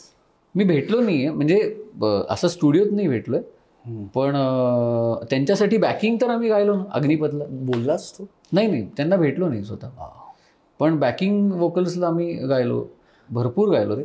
PKला गायलो. त्यांनी एक गाणं केलं होतं ठरकी छोकरो नाव, त्याच्यात मी गायलो आहे ना. तर मी आणि राहुल सक्सेना आम्ही दोघंच जण गायलोय त्याच्यात. हो का? सो सगळा जो लीड पोर्शनच्या मागचा जो बॅकिंग पोर्शन आहे सगळा, तो मी आणि राहुलनीच गायलो. आमचं छान झालं होतं, रेकॉर्डिंग मस्त झालं. विधू विनोद चोप्रा, राजू हिरानीचं. बरं झालं तू हा विषय काढलास. तर बॅकिंग वोकल, बरं ठीक आहे. मग त्यानंतर मग अनेक फिल्म्सला तू प्लेबॅक केलंस ना? म्हणून मी बॅकिंग नक्की केलं. नंतर काही मराठी फिल्म्सला केलंय प्लेबॅक म्हणून. कुठल्या फिल्म्स? तर मी अर्जुन बोलतोय नावाची एक फिल्म होती, त्याच्यात एक माझं सोलो सॉन्ग आहे. नंतर एक झिंग थिंग नावाचं गाणं आहे, जे मंत्र नावाची मूवी आहे, त्याच्यात अविनाश विश्वजित. खूप छान फिल्म, मस्त फिल्म. ती आपले मनोज जोशी त्याच्यात. मनोज जोशी, करेक्ट. त्या फिल्ममध्ये पण मी एक गायलं गाणं. सो अशी गाणी आहेत. बाकी अल्बम्स तर केले आहेत. इव्हन सारेगमपचं झाल्या इमिडिएटली मी काही फुबाई फू जे सीझन होतं त्याच्यासाठी एक टायटल सॉन्ग होतं त्याचं. नंतर सारेगमपचं प्रोमो सॉन्ग मी गायलो होतो. अरे वा. नंतर मध्ये राधाई बावरी नावाची सिरियल यायची, त्या राधाई बावरीच्या सिरियलमध्ये काही गाणी होती, ती पण मी सिरियल मधली गाणी ज्याला म्हणतो आपण की प्रसंगाला धरून, त्यातली पण काही 2-3 गाणी, काही 2 मंदार आपटेनी गायली, 1-2 मी गायली. हाच सेम किस्सा परवाच शाहिद मालियानी सांगितला. शाहिद भाई मला म्हटले की दिगी तेरे को बताऊ क्या? मी म्हटलं बोला.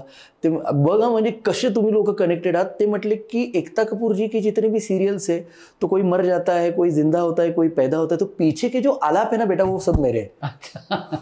म्हणजे ओके, त्या ओके. काळात तेव्हा तेव्हा लागायचं ना हा ते आलाप वगैरे ते म्हटले ते सगळे किसी को कोई मारता तो ते सगळं त्यांनी केलेलं आहे. Right. म्हणजे हे सगळं तू करून झालेलं आहे झालंय.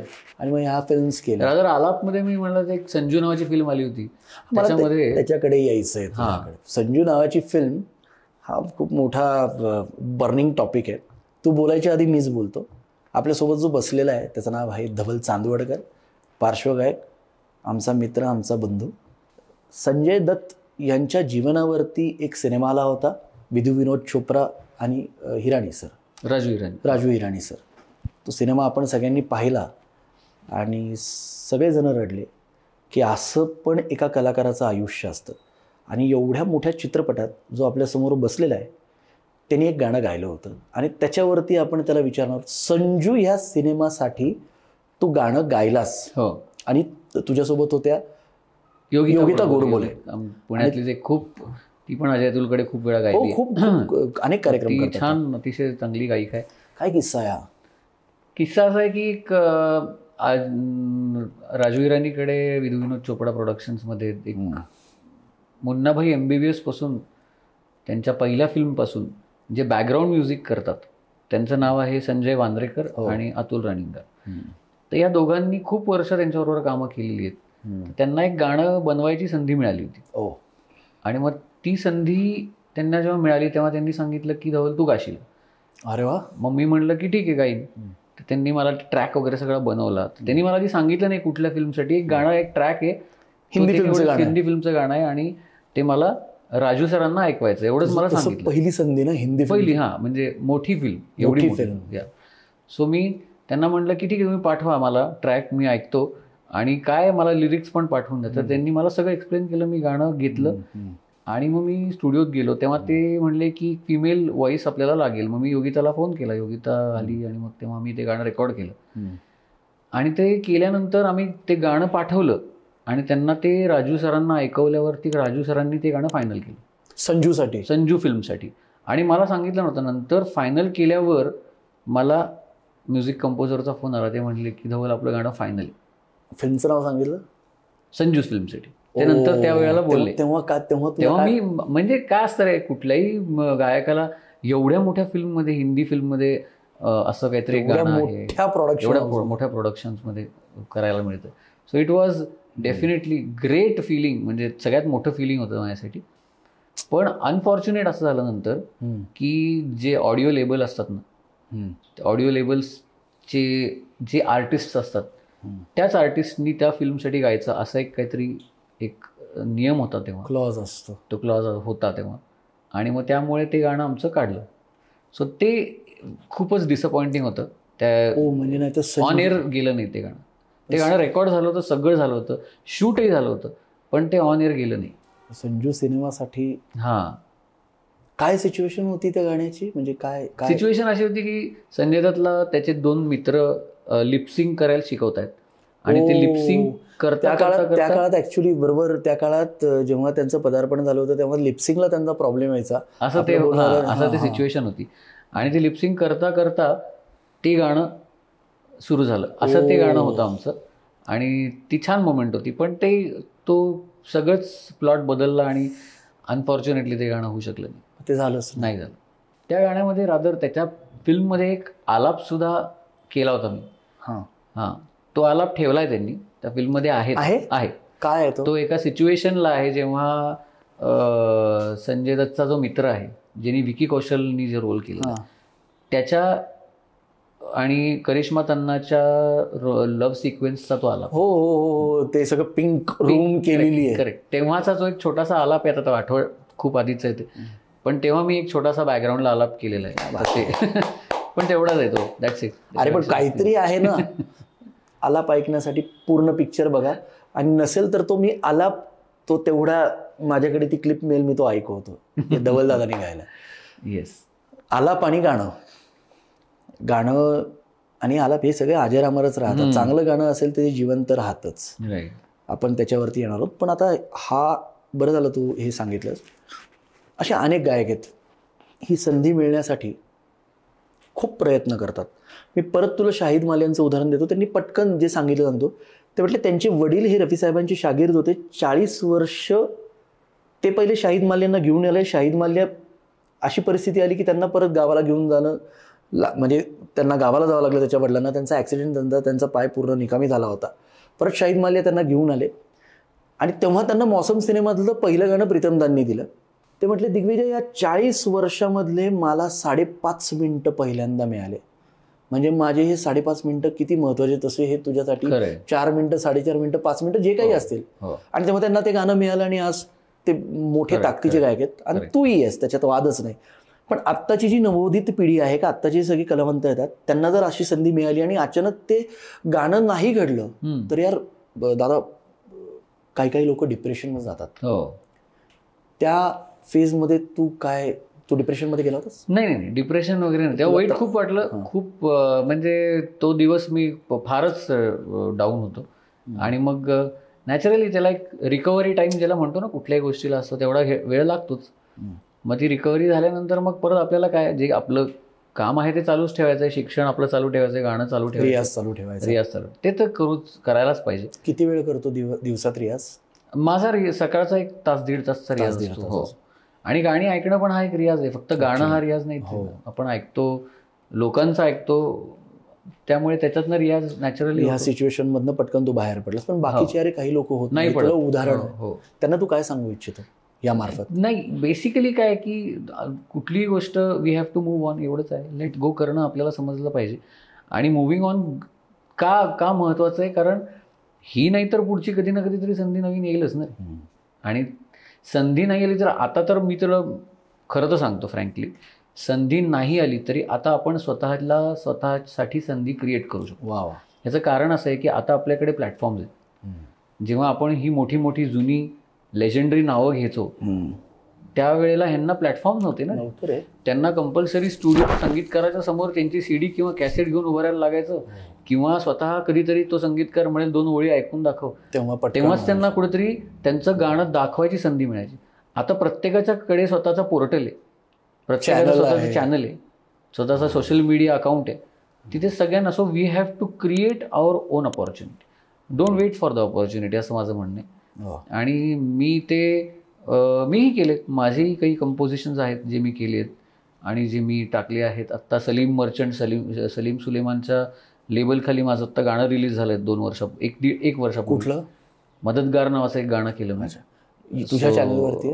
नाही, ते सलीम मर्चंटच्या चॅनलवरती. सलीम मर्चंट यांच्या चॅनलवरती मदतगार नावाचं धवल चांदवडकर यांचं गाणं आहे.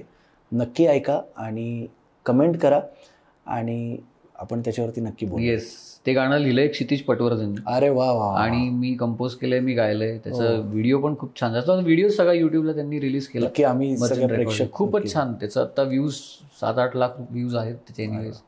सो इट्स ती पण एक, सो हे पण म्हणलं ना की अपॉर्च्युनिटी आपण आपली क्रिएट करत राहायची, ज्यातनं आपल्याला आनंद मिळेल. असंच एक्सपिरियन्स, एक्सपेरिमेंट आणि एक्सपेक्टेशन.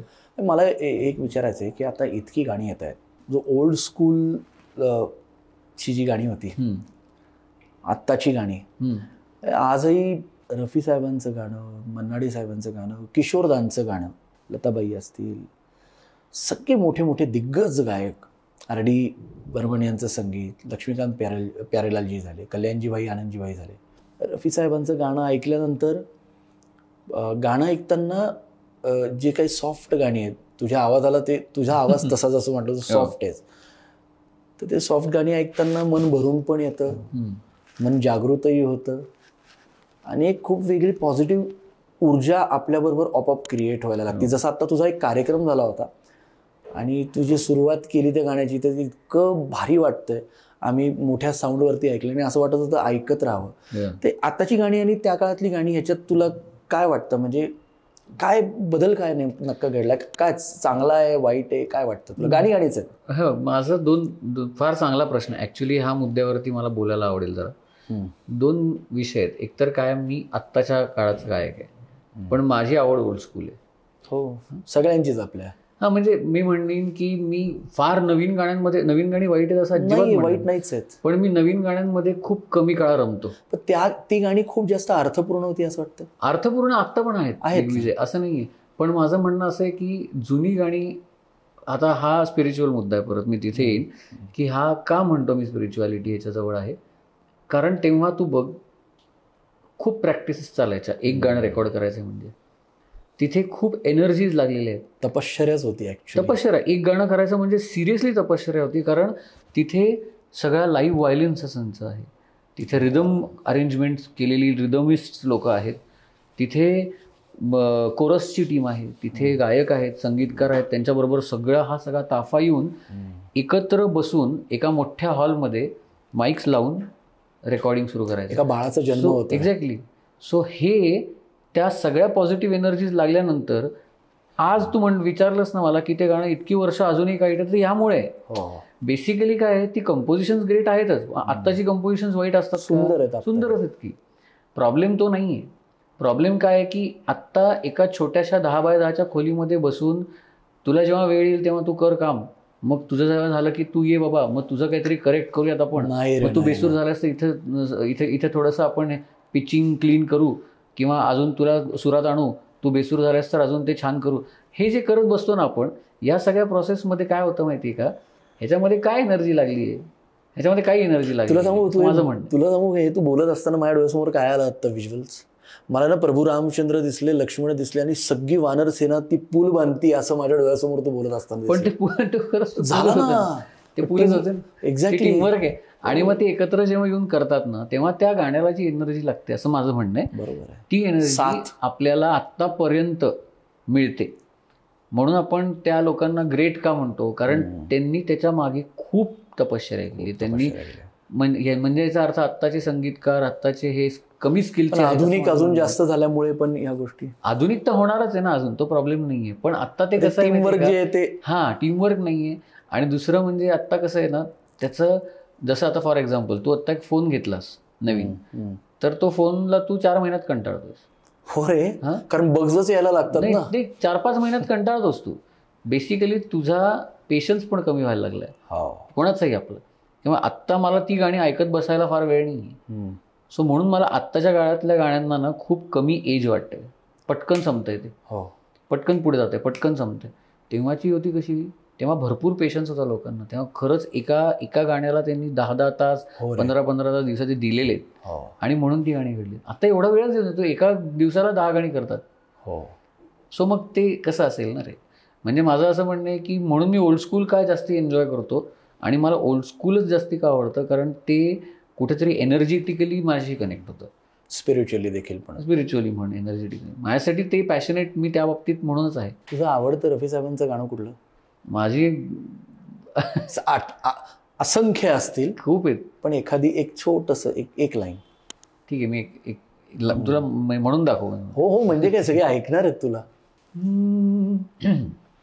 मुद्दतों से आरज़ू थी जिंदगी में कोई आए, सुनी सुनी जिंदगी में कोई शम्मा झिलमिलाए, वो जो आए तो रोशन जमाना हो गया, एक हंसी शाम को दिल मेरा खो गया, पहले अपना हुआ करता था, अब किसी का हो गया, एक हंसी शाम को दिल मेरा खो गया.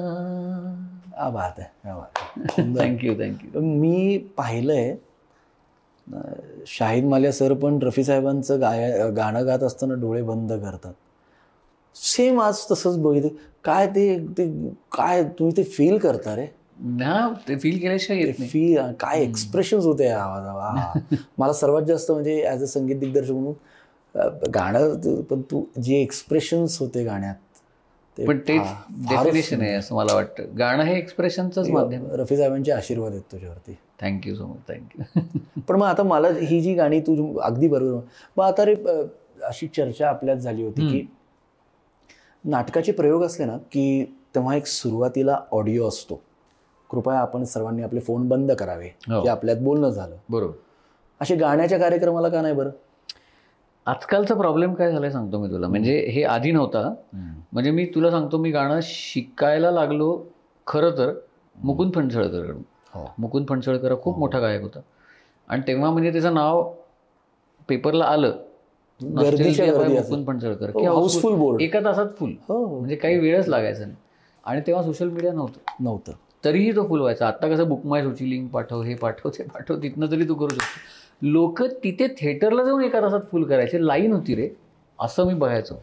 त्यामुळे आता मी तुझ्या प्रश्नाला उत्तर हे आहे की तेव्हा लोक गाणं ऐकायला येत होते.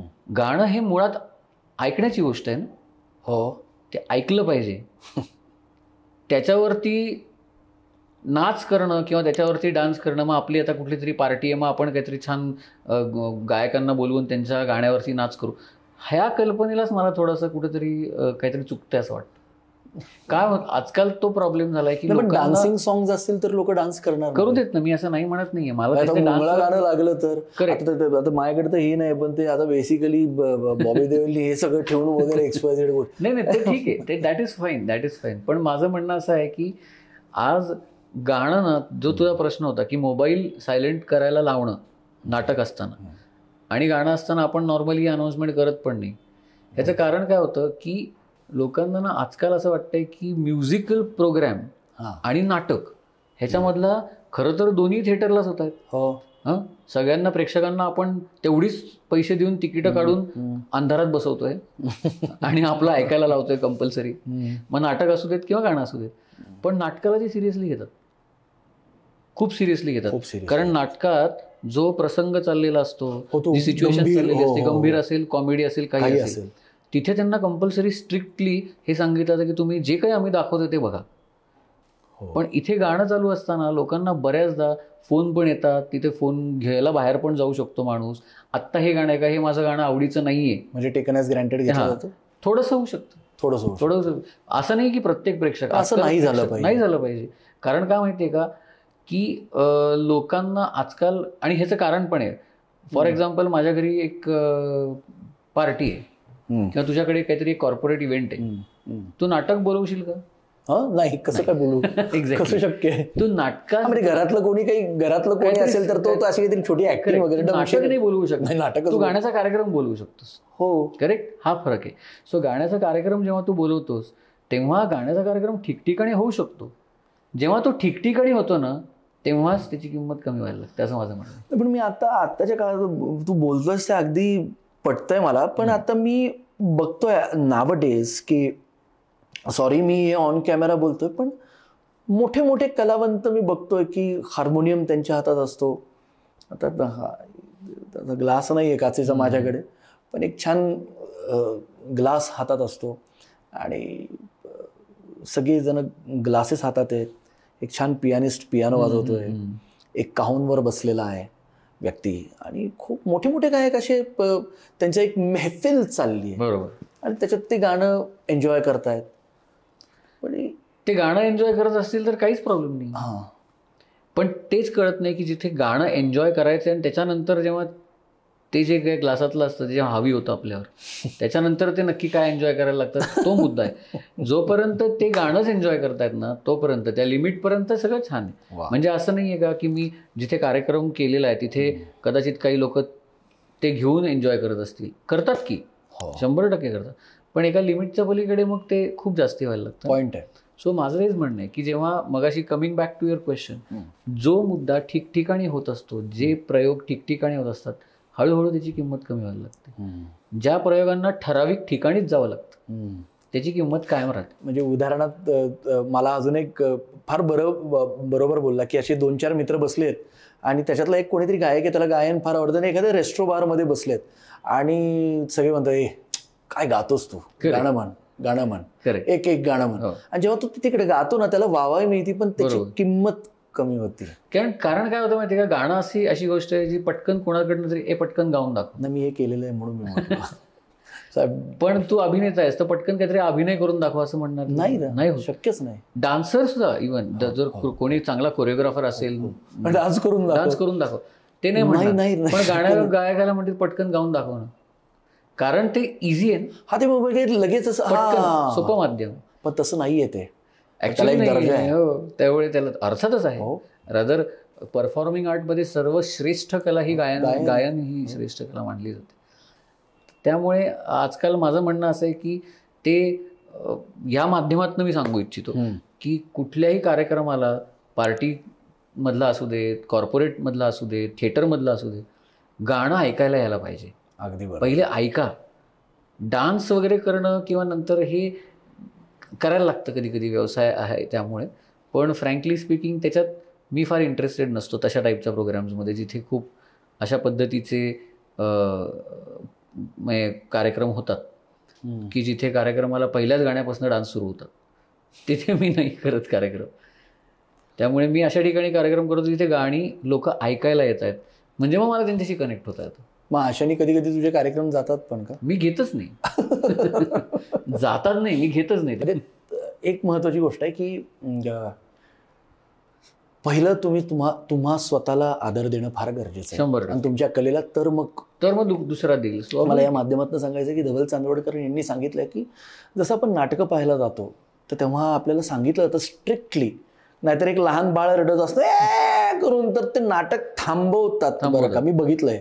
आणि कृपया करून ह्या गोष्टी गरजेच्या, कारण तुम्ही काहीतरी ऐकायला जाताय आणि जसं तुम्हाला नाटक पाहिल्यानंतर डोळ्याला आणि कानाला आनंद मिळतो तसं गाणं ऐकताना तुमच्या कानाला आनंद मिळतो, कारण ते थेट कनेक्ट होतं. म्हणजे उदाहरणार्थ तुला सांगतो की आदरणीय बाबूजींचं जे गीत रामायण होतं तर हे लिखित आहे, हे सांगितलं जातं की त्या काळात जे वयस्कर का कोणी पेशंट असायचे आणि त्यांच्या शेजारी ते गीत रामायण लावल्यानंतर का ते ऐकल्यानंतर ते आपोआप बरे व्हायचे. हे पण आहे बरं का किस्सा. हे थेरपी म्हणू शकतो. थेरपी म्हणू शकतो, म्युझिक थेरपी. म्हणजे उदाहरणार्थ हे लॉकडाऊन मध्ये पण घडलं.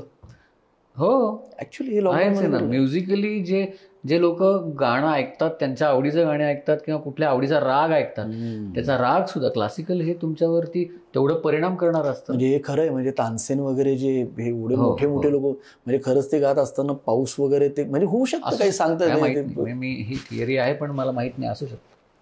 पण हे सगळं करत असताना मध्ये तर अचानक एक मित्र भेटला होता सगळ्यांना, मित्रच म्हणावा, आणि त्यांनी सगळ्यांना पॉझिटिव्ह केलं. काही लोकांना तो म्हणजे कोविड पॉझिटिव्ह झाले सगळेजण. तुला कोविड झाला होता 2 वेळा. म्हणजे तू पॉझिटिव्ह झालास. आम्ही निगेटिव्ह का? तुला झालं नसेल तर नाही, आम्हाला नाही झालं. आम्हाला म्हणजे आम्ही निगेटिव्ह, तू पॉझिटिव्ह. 2दा झाला? 2 वेळा. जो सगळ्यात वाईट वेव आली होती त्याच्यात नाही झाला. सेकंड, पहिल्या आणि तिसऱ्याला झाला मला. सेकंड वाईट होती खूप. हो, सेकंड वाईट धडाधड गेली होती. पहिल्याला एवढं नव्हतं. पहिल्या आणि तिसऱ्याला झाला मला कोविड. ओ, घरात सगळ्यांना? कोणाला नाही, मला एकटा. कसं काय माहित नाही. तुम्ही कदाचित ते बाहेर, मी कोविडच्या काळामध्ये कार्यक्रम ऑनलाईन करायचो ना, ऑनलाईन प्रोग्राम सुरू झाले होते तेव्हा. हो, तेव्हा मी केले, त्याच्यातनं झाला. त्रास झाला होता भरपूर? नाही, फार नाही. मी म्हणलं ना, ते स्वामी असल्यावरती आपल्याला होतं काही, पण तेच काढून घेतात बाजूला. बरोबर. पण तेव्हा तर सगळ्यांचं अर्निंग स्टॉपच होतं. हो, तर तू नोकरी तेव्हा. करेक्ट. तेव्हा तुला परत असं वाटलं का की आई बाबा म्हणत होते ते बरोबर आहे? एकदा विचार येऊन गेला, पण मला हे नक्की माहिती होतं की जरी विचार आला तरी तो विचारच राहणार आहे, कारण ते फिरणार नाही परत. पण ही खरी गोष्ट बोलतात ना आपले जे घरातली, म्हणजे ते बहुतांश काय त्यांच्याकडे मॅजिक आहे का काय, पण त्यांना तो एक प्रवास असतो, त्याच्यातनं त्यांना तो अंदाज असतो. म्हणजे 2-3 वर्ष गेलेच रे, पूर्ण 2-2.5 वर्ष तर गेली. करेक्ट. नाही, पण काय झालं माहिती आहे का, त्या काळात अजून एक सांगतो, जेव्हा आपल्याला काहीच काम नसतं ना, तेव्हा आपल्याला आपण काय करू शकतो, काहीतरी नवीन क्रिएटिव्ह करते, म्हणून मी तेव्हा कंपोज करायला लागलो. एक्झॅक्टली. त्याच काळात मी पॉडकास्ट सुरू केला. म्हणजे प्रत्येकाला नवीन काहीतरी करायची एक काय म्हणतात एनर्जी मिळते. एक्झॅक्टली. तो रिकामा वेळ आहे. म्हणजे तुझ्या मार्फत हे सगळ्यांना सांगू इच्छितो की जर तुम्हाला काहीच काम नाहीये तर त्यातच तुम्हाला काम आहे. जसं बदनाम में भी एक नाम है. बरोबर. ते काळ, तो मोकळा वेळ नाहीये, त्याच्यात तुम्ही खूप काही स्वतःला अॅनलाइज करा आणि तुमच्यातला अजून एक कोणीतरी व्यक्तिमत्व बाहेर येऊ शकतो. बरोबर. या सगळ्या चर्चांमधनं लॉकडाऊन झालं. आता सध्या तू रिसेंटली खूप सारे आदरणीय रफी साहेबांच्या जीवनावरती का रफी साहेबांच्या गाण्यांचे खूप सुंदर सुंदर कार्यक्रम करतो आणि त्याला प्रेक्षकांचा खूप मोठा प्रतिसाद असतो. मला खूप आनंद होतो की मध्यंतरी अन्नू कपूर यांच्याबरोबर तू काम केलंय. अन्नू कपूर एक वर्सटाईल व्यक्ती आहे असं मला वाटतं की ते खूप उत्तम अभिनेते आहेत, खूप उत्तम गायकही आहेत, खूप सुंदर लिहितात पण, सगळंच त्यांच्याकडे. अन्नू कपूर यांच्याबरोबर कार्यक्रम करून एक पुण्यातील धवल चांदवडकर म्हणजे ज्यांनी अनेक सेलिब्रिटीज बरोबर काम केलं, त्यांच्याबरोबर कसं वाटलं काम करून तुला? खूपच शिकण्यासारखं आहे रे. कसा माणूस आहे तो? बेसिकली खूप आम्ही भेटलो. एनर्जी, म्हणजे आज त्यांचं वय 71 आहे. अरे बापरे. आणि ॲट दिस एज सुद्धा त्यांची एनर्जी अगदी म्हणजे कुठला तरी यंगस्टर असेल ना तशी एनर्जी. हो नक्कीच. कारण ते एकतर मुळात खूप अतिशय अप्रतिम अभिनेता. मला भयंकर अभिनय त्यांचा खूपच डर मध्ये काय केलं, नेक्स्ट लेवल. सगळीच खूप मूवीज आहेत अप्रतिम. Mister India, jolly LLB. So Vicky donor आवडता सिनेमा काय, फारच सुंदर. तर ते तर आहेच. ॲट द सेम टाइम इन्सायक्लोपीडिया म्हणता येईल, कारण त्यांना सगळ्यातलं सगळंच माहिती आहे. म्हणजे म्युझिक बोलू नको, सायन्स बोलू नको, अध्यात्म बोलू नको, सगळंच त्यांना माहिती आहे. सगळ्या गोष्टी, पॉलिटिक्स सांगू नकोस, तू काही सांगू नकोस त्यांना सगळं येतं, सगळं माहिती असतं. आणि त्यामुळे त्या माणसाला हातात स्क्रिप्ट लागत नाही. तो माणूस बोलू शकतो स्टेजवर, तासन तास बोलू शकतो, कुठल्याही विषयावर बोलू शकतो. त्यामुळे त्यांच्याबरोबर ते शिकायला मिळालं आम्हाला, की ते जे स्टोरीज सांगतात ज्या पद्धतीने. आता आम्ही इतर कार्यक्रम करतो, निवेदक असतात, निवेदक गाण्याविषयी बोलतात, पण अन्नू कपूर जेव्हा बोलतो ना तेव्हाची एनर्जी वेगळी असते. तेव्हा ते सांगतानाची त्यांची डिलिव्हरी वेगळी असते. आणि परत त्याच्या मागे त्यांचा खूप मोठा एक्सपिरियन्स पण आहे आणि विविध लोकांकडनं त्यांना आलेलं नॉलेज पण आहे. कारण त्यांनी सुरू कुठनं केलं, मेरी आवाज सुनो, अंताक्षरी, हे सगळं त्यांची सुरुवात आहे ना. सो त्यांनी पण खूप लोकांबरोबर बसून ऐकून, किस्से ऐकून, सगळं समजून घेऊन. सो त्यांच्याबरोबर काम करायला मिळणं म्हणजे इट्स अनदर, म्हणतात ना, एक गुगल सर्च बार येतो की काही विचारलं तरी त्याच्यावर उत्तर आहे.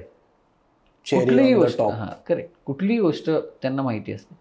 आणि त्यांच्याबरोबर काम करायला मिळणं म्हणजे सुद्धा अजून चांगली काय एक मोठी संधी असते, कारण त्यांच्या शोजना येणारी लोक पण खूप मोठी असतात. तो दर्जा असतो, एक क्लास असतो. त्यामुळे तिथे ऐकणारी लोक येतात असं खूपच ते स्वतः इतके सुंदर ऐकतात. त्यांचं ते आम्हाला करेक्ट करतात गायकांना, की नाही ही जागा अशी नाही, ते तसं आहे, ते तू नीट ऐक. म्हणजे किंवा त्यांना ते तसं हवं आहे म्हणून ते वळवून पण घेतात आमच्याकडनं, करून घेतात. सो त्यांच्याबरोबर गाणं म्हणजे आपल्याला येतं असं नाही, आपण तिकडे शिकायलाच जात असतो परत. इन्स्टिट्यूटच आहे ती. डेफिनेटली. तुझं गाणं ऐकल्यानंतर काय म्हटले ते? नाही, त्यांना खूपच आवडलं. मग ते म्हणले, मग ते कौतुकच, ते म्हणतात ना, आम्ही त्यांच्याबरोबर जे गाणं गायक गातो हे माझे स्टार आहेत एवढंच म्हणतात. हो. आणि ते आमची काळजी घेतात. एका स्टार बरोबर स्टारच आहेत. डेफिनेटली. एका पोल स्टार बरोबर सगळेच पोल स्टार आहेत असं म्हटलं तरी चालेल. वाव. आणि ऑर्गनायझर नाही आहे तो माणूस, तो आर्टिस्ट आहे. वा. ऑर्गनायझरला आर्टिस्टची पडलेली नसते फारशी, आर्टिस्टलाच आर्टिस्टची पडलेली. आता आर्यन खानची एक फिल्म येते, द बॉलिवूड नाव. शाहरुख खान सरांचा आवाज येतो की कुछ लोग हीरो के घर में पैदा होते हैं और कुछ लोग खुद हीरो बन के पैदा होते हैं. That is the thing. हे आता तू सगळे एवढे मोठे कार्यक्रम करतो, तू प्रवास करतो परदेशात इतका, म्हणजे आज तुझा वेळ, म्हणजे आता गेल्या 7-8 दिवस तर तू सकाळी रेकॉर्डिंग, दुपारी रेकॉर्डिंग, शो, तू सापडत नाही. आधी तरी कसं 2003 मध्ये असा फोन केला, रिलायन्सचा फोन असायचा, आता कुठे आहेस तर तू लगेच भेटायचा आम्हाला. आता तुझं भेटणं म्हणजे अवघड झालंय. ह्या सगळ्या गोष्टींमध्ये ही जी तुझी दगदग आहे, तर तू तुझ्या हेल्थची काळजी कशी घेतोस? तू कसं काय म्हणजे मेंटेन कसा ठेवतोस स्वतःला? खरंच खूप काही कॉम्प्लिकेटेड नाही आहे. मी जिमला जातो आणि मला आवडतं जिमला जायला. अलीकडे थोडंसं टाईट शेड्यूल असल्यामुळे डिसिप्लिन फार कमी पाळलं जात आहे, पण तरीही प्रयत्न हाच असतो की घाम यायला पाहिजे रोज. Very good. आणि जिम फ्लोअरवर जायला पाहिजे, काही नाही तरी कार्डिओ करायला पाहिजे. सो ते करतो. आणि डाएटमध्ये खरं तर सांगू, मी जिम करतोच की मला हवं ते खायला मिळावं आणि हवं ते खायला यावं. त्यामुळे मी काही फार पथ्य पाळणारा माणूस नाही. त्यामुळे मी जे काही माझे जिभेचे चोचले ते पूर्ण करण्यासाठी जिम. नाही, मी तुम्हाला सांगतोय, माणसाने आनंदी राहिलं पाहिजे, ते खरं डाएट आहे. बरोबर, ते खरं डाएट आहे. पण या सगळ्यातनं घरातल्यांना वेळ कसा देतोस तू? नाही, कमी, फार नाही देत आहेत, तो प्रॉब्लेम होतो. सगळीकडे सगळे बॉक्सेस टिक होत नाहीत, त्यामुळे वेळ तेवढा कमी देता येतो घरी, तो प्रॉब्लेम आहे. बोलतात की नाही तुला? हो, सगळेच बोलतात. उदाहरणात? मेनली माझा मुलगा. हो. हां, काय नाव त्याचं? गंधार. गंधार. ते असं कमी वेळ देता येतो. काय म्हणतो तुला? तो मला डॅडू म्हणतो. डॅडू.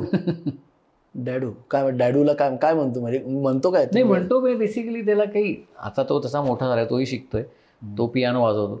अरे बापरे, म्हणजे आता ही तिसरी पिढी आली. तिसरी पिढी. येस. इन्स्टिट्यूटमध्ये जाऊन प्रॉपर तो शिकतोय, ट्रेनिंग घेतोय, त्यामुळे तोही आता हळूहळू म्युझिकली पुढे. पण मला हे एक सांगायला आवडेल बरं का, की बेसिक गंमत अशी आहे की तुझ्या आई वडिलांनी जर तुला साथ दिलीच नसती तर तू इथपर्यंत नसता आला. डेफिनेटली. आणि सेम तू त्याच पावलावर पाऊल टाकून तू तुझ्या मुलाला गंधारला. हो, येस, एक्झॅक्टली. मग हे जे आत्ता जे पालक मंडळी आहेत, काही बिझनेस क्षेत्रात आहेत का, काही याच्यात, म्हणजे तू आता पीके आणि या सगळ्याच्या गोष्टी सांगितल्या ना, त्याच्यात तो रणछोडदास छानछड रॅन्चो असतो, तो त्या फरहानला म्हणतो की अरे तुझी स्किल फोटोग्राफी आहे, तू वाईल्ड फोटोग्राफी करतोस, तू तुझं पॅशन क्रिएट कर, सांग तुझ्या वडिलांना, प्रयत्न कर, पडशील. करेक्ट. आणि नाहीतर मग वयाच्या 60ला 65ला म्हणशील की अरे आपण ते केलं असतं तर फार बरं झालं असतं. बरोबर. आणि तो जो तेव्हाचा रिग्रेट असतो तो फार भयंकर असतो, कारण तुमचं वय वाढत असतं, कमी नसतं होत. करेक्ट.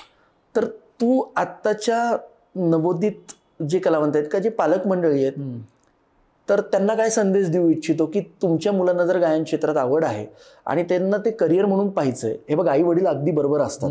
तुझेही आई वडील बरोबर होते, कारण त्यांनी तुला नोकरी करायला लावली. कारण उद्या जर असं काही झालं, कारण हे क्षेत्र काय असं अनसर्टन आहे, असं फिक्स इन्कम वगैरे काही नाहीये. पण तर त्याच्यात जर तुम्ही खतरनाक जबरदस्त मेहनत केली तर तुमचं आधी नाव होतं आणि पैसा वगैरे सगळं आपोआप यायला लागतं. तुम्हाला तू तुझं नाव केलं म्हणून हे सगळं तुझ्याकडे आलं. तू आधी त्याच्याकडे नाही गेलास. तर तू आत्ताच्या नवोदित पालक मंडळींना, ज्यांची मुलं मुली या क्षेत्रात येत आहेत, आजकाल झटपट यश फार अपेक्षित आहे, त्यांना काय सांगू इच्छितो तू?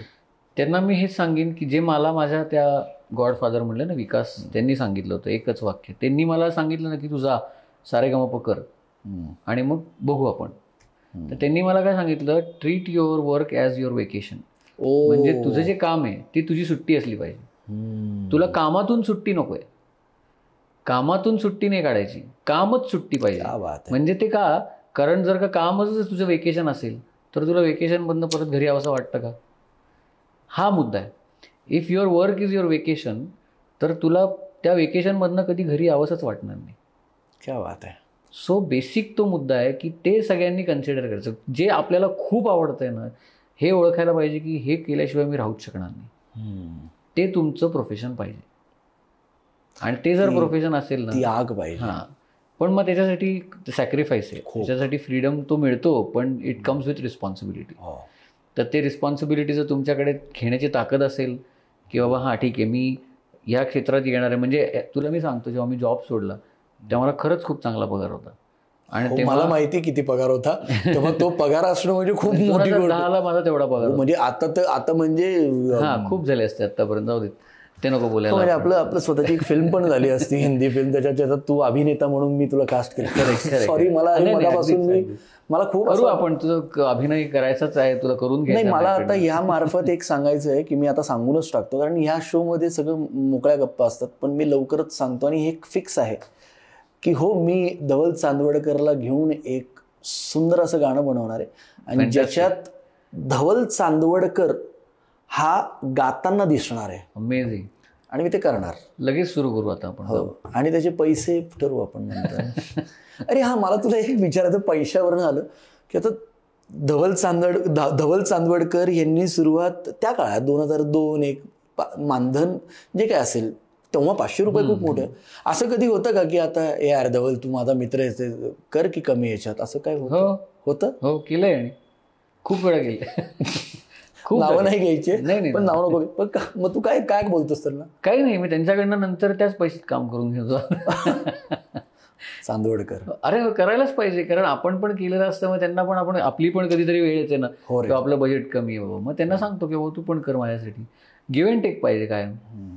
ते गिव्ह अँड टेक शिवाय काय होणार. बरं झालं तू सांगून ठेवलं. आता आपण भरपूर कार्यक्रम करणार आहोत एकत्र. नक्की. पण ग्रेट. म्हणजे नवोदित पालकांना तू जे सांगितलंस तेच की त्यांना, जसं माझ्या आईबाबांनी मी जॉब सोडायचा आणि हे करायचं, ह्याच्यावर मला अडवलेलं नव्हतं. सो ते पण एका अर्थी मोटिवेशनच होतं माझ्यासाठी. तसंच मी म्हणेन की ज्यांना कोणाला खरंच नवीन आणि आता ती संधी होऊ शकते. कारण आता कसं आहे, आधी असायचं की नको गाण्यामध्ये करिअर म्हणजे मग तू पैसे कसे कमवणार नाही, असा कारण प्रश्न काय पडतो. काय होतं माहिती का, आता ही लॉजिकल गोष्ट बघितली, तू बरोबर बोलतो. कारण ह्यांनी आपण ते म्हणतात ना की बाप बाप होताय, बेटा बेटा होताय. आता तूही तुझ्या मुलाला म्हणत असशील बाप बाप होताय, बेटा बेटा होताय. तर मी माझ्या मुलाला म्हणतोय बाळा मी बाप. त्यांनी हे बघितलंय. बरोबर. आई वडील जन्म दिलाय म्हणून बोलतो, तेच सर्वस्व आहेत. हो. पण आपण का मी तुला दादा का म्हणतो, तू माझ्यापेक्षा मोठा आहे म्हणून नाही, पण माझ्यापेक्षा अनुभव तू जास्त घेतलेले आहेस. बरोबर ना. पण पण ह्या सगळ्या एका वाक्यातनं तू असं म्हणतोयस की तुम्ही काही देऊ नका त्यांना. करेक्ट. मी सोबत एक कर. Work should be your vacation. Correct. He copyright करून ठेव. विकासजी ही माझी कॉपीराईट म्हणून ठेव आता. त्यांच्याकडनं घेतली. हा, ही वर्क इज युअर वेकेशन म्हणून समजा. आणि हे कॉपीरायटेड केलेले हे धवल चांदवडकर यांच्या नावावरती रजिस्टर्ड झालेले. जर कोणी वापरलं तर आमचे वकील आहेत, ते तुमच्याशी बोलते. नाही अरे, खूप मोठे वकील आहेत आमचे खूप मोठे वकील. वर्क इज युअर वेकेशन का? कारण आज दिवाळी पहाट सुद्धा आम्ही 4 वाजता उठून गातो. हो. तेव्हा गाण्याचा कंटाळा येत नाही. सो पहाटे सुद्धा उठून तुला जर कामाला बसवलं, तू IT मध्ये काम करतो, पहाटे 4ला झोपेतनं उठून तू जरा हे प्रोग्राम करून दे रे असं म्हटल्यावर तू करशील का? पळ म्हणेल मी. पण मला जर गायला लावलं पहाटे 4 वाजता तर मी उठून गाणार आहे. वा. आणि मला त्याला आम्ही उलट छान शुचिरभूत होऊन आंघोळ बिंघोळ करून झब्बा घालून त्या स्टेजवर जाऊन मस्त बसतो लावून वगैरे छान तो मोती साबण. करेक्ट. ते सगळं करून आम्ही स्टेजवर बसून तेवढ्याच एनर्जीने गातो पहाटे. का? कारण ते आम्हाला त्याचा कंटाळाच येत नाही. ते कधीही येऊ शकतो. तू संतूर साबण वगैरे वापरतोस का? नाही. म्हणजे सहज असं विचार नाही. कुठला वापरतोस? बाथ अँड बॉडी वर्क्स वापरतो. लिंक पाठवतो. या सगळ्या गोष्टींमधनं मला एक आनंद, म्हणजे खूप आनंद वाटतोय की ज्या पद्धतीने तू आता मोठ्या मोठ्या टूर्स करतोय टचवूड, आणि त्या अजून खूप मोठ्या व्हाव्या. आणि हे सगळं करत असताना सोबत घेऊन तू सगळ्यांना चाललायस. तुझ्याबरोबर नवोदित गायक येत आहेत, नवोदित ऑर्गनायझर्स येत आहेत.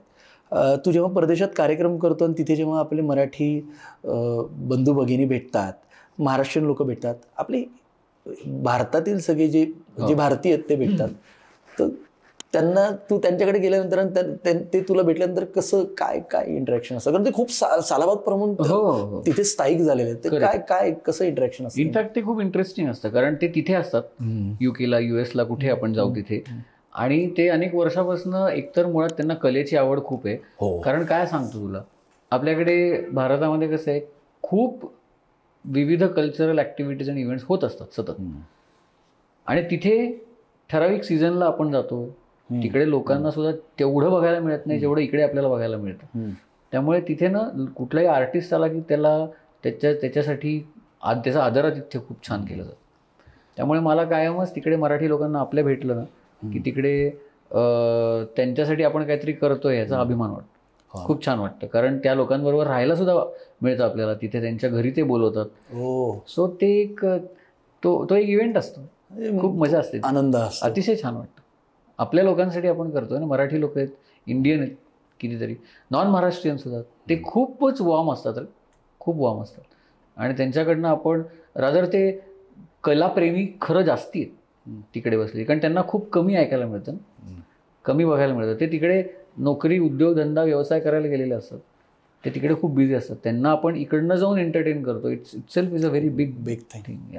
तुझ्या जीवनात अख्ख्या या प्रवासामध्ये तू खूप तसा पाहायला गेला तर संघर्षही बघितलायस. त्यात तू बाहेर आलेला आहेस. वेगवेगळे तू ज्या पद्धतीने स्वतःला त्याच्यात तू युज करून घेतला आणि त्याचं कुठलं तू म्हणजे त्या गोष्टीत तू पॅनिक नाही झालास. तू ते टॅकल केलं सिच्युएशन. सगळ्या गोष्टीतनं गेलं. लॉकडाऊन तर झालं, हे सगळं कोविड म्हणजे बापरे, त्याच्यात खूप मनोबळ लागतं का कोविड झालाय आणि ते समजल्यानंतर. कारण काही लोक त्या भीतीनेच गेलेले आहेत. हो, ऍक्च्युली काही लोक भीतीनेच गेलेत.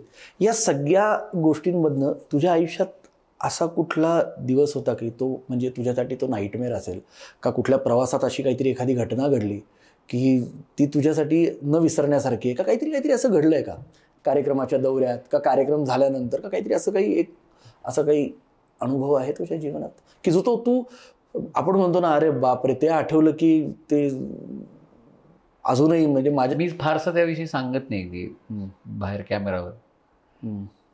नाव न घेता सांगितलं तरी नाव नाही आहेत ॲक्च्युली, पण ठीक आहे, मी जस्ट सांगतो, एक रेफरन्स देतो की रिसेंटलीच म्हणजे 2 वर्षापूर्वी झालेली गोष्ट आहे. जेव्हा मी कार्यक्रमाला निघालो होतो आणि मी ज्या कारमधनं चाललो होतो त्या कार माझीच कार होती आणि तिथे कार मी एका ठिकाणी पार्क केली आणि पार्क केल्यानंतर त्या कारवरती खूप मोठं झाड पडलं. सो विदिन 1 मिनिट जर मी गाडीत असतो तर गोष्ट वेगळी झाली असती काहीतरी. सो ती एक तो प्रसंग मला आठवतो, पण नंतर सगळं everything was back on track. Swami. So ते मी ते विसरू नाही शकत, कारण मी माझा मित्र आहे ऋषिकेश रानाडे, आम्ही दोघंही चहा प्यायला थांबणार होतो तिथे. तर तो चहा घेऊन उभा होता आणि मी गाडी पार्क करत होतो. मी गाडीतनं बाहेर उतरलो आणि तो मागे उभा होता आणि मी उतरल्यावर झाड झाली आलं. सो ते जरा थोडासा तो नाईटमेअरच म्हणता येईल, डिस्टर्बिंग आहे रे, खूपच डिस्टर्बिंग. पण मग त्याच्यानंतर मग असं काही नाही झालं. स्वामी. येस. हे खरं आहे का रे? म्हणजे आजकाल आता खूप चाललंय की लोक 2-2 लाखाची फोन घेतात, 1.5 लाखाचा फोन घेतात, मोठ्या गाड्या घेतात. हे चांगली गोष्ट आहे, पण आजकाल असं म्हणजे त्या काळात बघ ना, तर आपण म्हणजे आपले आई वडील पण की अरे स्वतःचं जास्त कौतुक करायचं नसतं, नजर लागते. हे खरं आहे का रे? हो, आजकाल बेसिकली मी तरी मानतो हे खरं आहे. मी पण मानतो. कारण ह्याचं कारण काय माहितीये का, नजर लागते का? हो असते. म्हणजे एकदम सुरळीत काहीतरी चाललं असं. म्हणजे बघ, कलाकाराची हे असंच आहे, ज्या दिवशी असं होईल तेव्हा तुम्ही समजा, म्हणून असं राहणं गरजेचं आहे आपल्याला सगळ्यांचंच बघतो. पण त्याच्यात अजून एक अशी अशी अशी अशी अशी भर पडते काय असंच. ही नजर प्रकार आहे असं मानतोस तू? याचं कारण काय माहितीये का, आपण खूप सगळं कारण नसताना सोशल मीडियावर पोस्ट करतो.